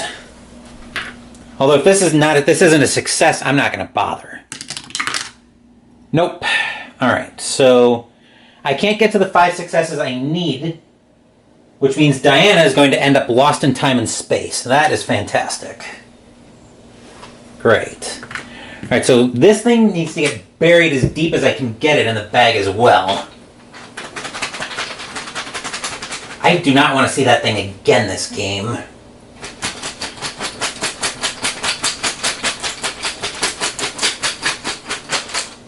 Anyway, we'll leave the dice tower in shot for Charlie, who also can take 1 off the top.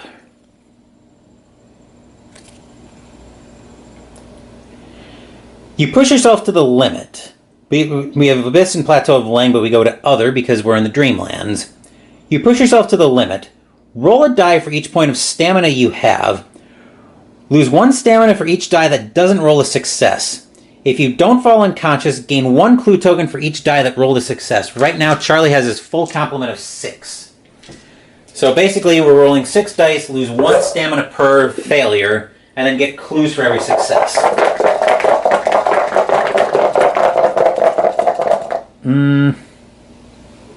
Okay, Diana should actually... We'll give Diana her injury condition in a second, but we'll roll this first. You have got to be kidding me. Joy, joy. So, it doesn't look like I can re-roll this because it's not a test, so Charlie's going to end up lost in time and space as well and get another injury condition.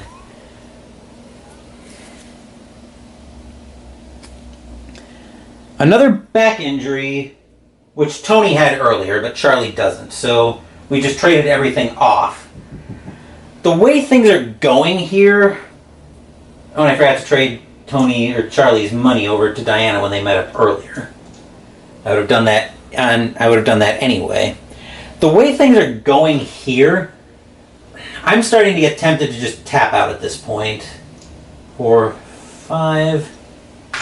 and a 5 for a 10. But anyway, we need to get Diana her injury condition as well. So Diana now... Head wound, -1 lore. She can't spend more than 2 clues to add to a lore check. And if she ever gains another head wound condition, she's devoured. Right. So, Things are just going completely south on us, but Akachi is going to look for a red or a green card at the Plateau of Leng. So let's see what she gets.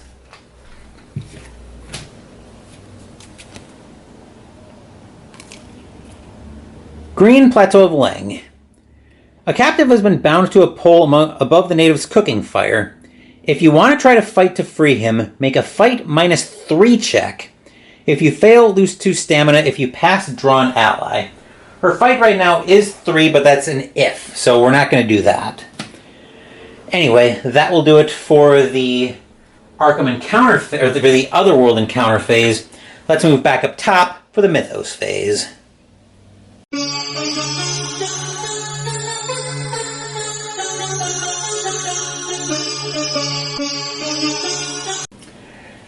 Mythos card coming up, we find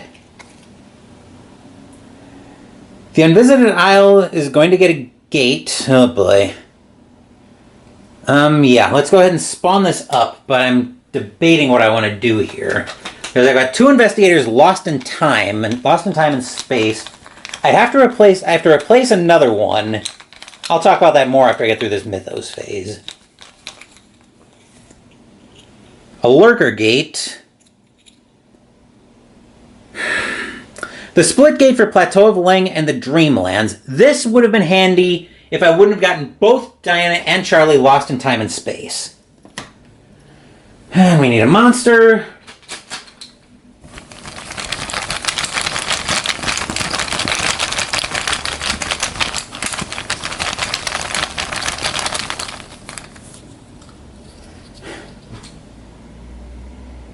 Wraith, you've got to be kidding me. +0 to try to sneak past. It's a flyer. Undead, physical immunity, so physical weapons don't do anything. Nightmarish 1, overwhelming 1. -2 on the horror check or lose 2 sanity. -2 on the combat check or you lose 2 sanity or stamina. 3 toughness to kill it. That'll be another doom token. So Nyarlathotep's up to 8. And we need a Reckoning card.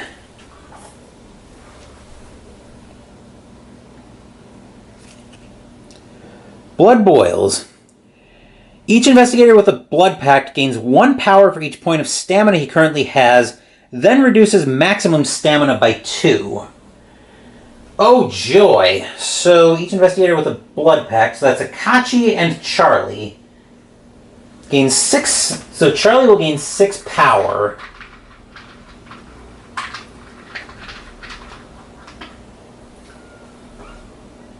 Of 6, then reduces max by 2, so he's down to 4. And I'm going to leave this. I would leave this card in play as a reminder.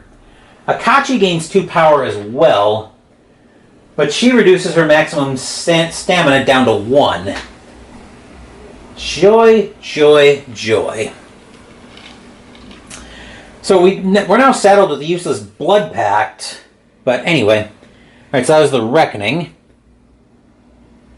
Clue appears at the Science Building.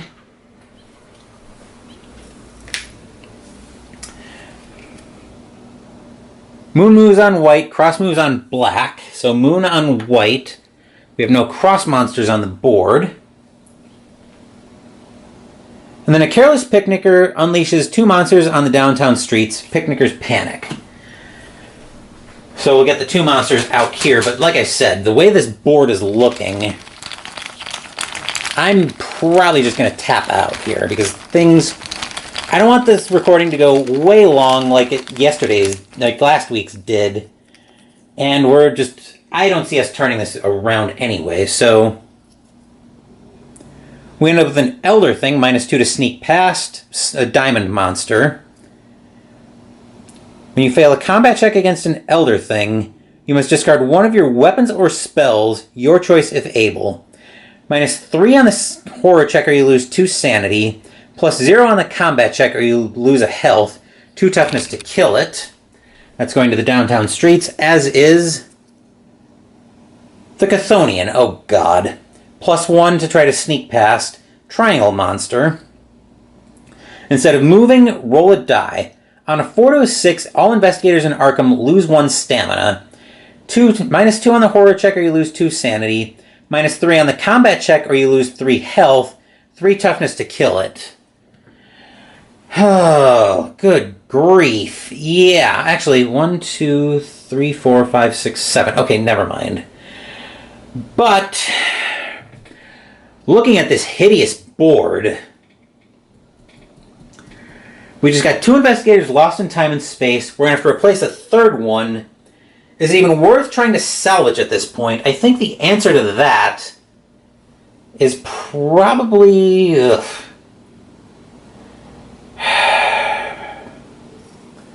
I would be retiring Charlie very shortly anyway, so...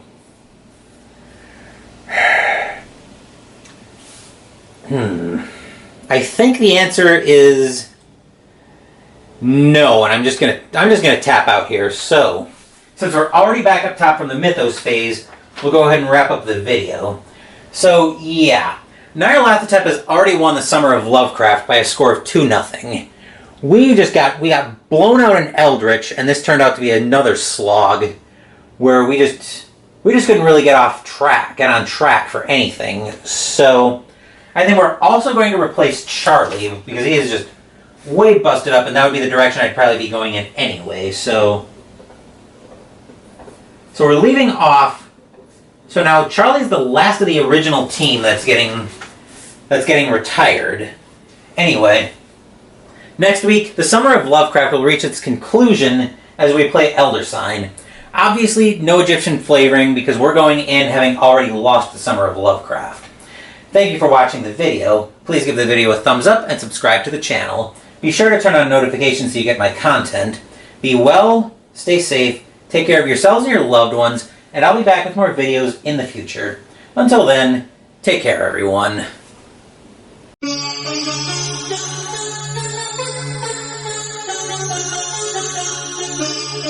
Thank you.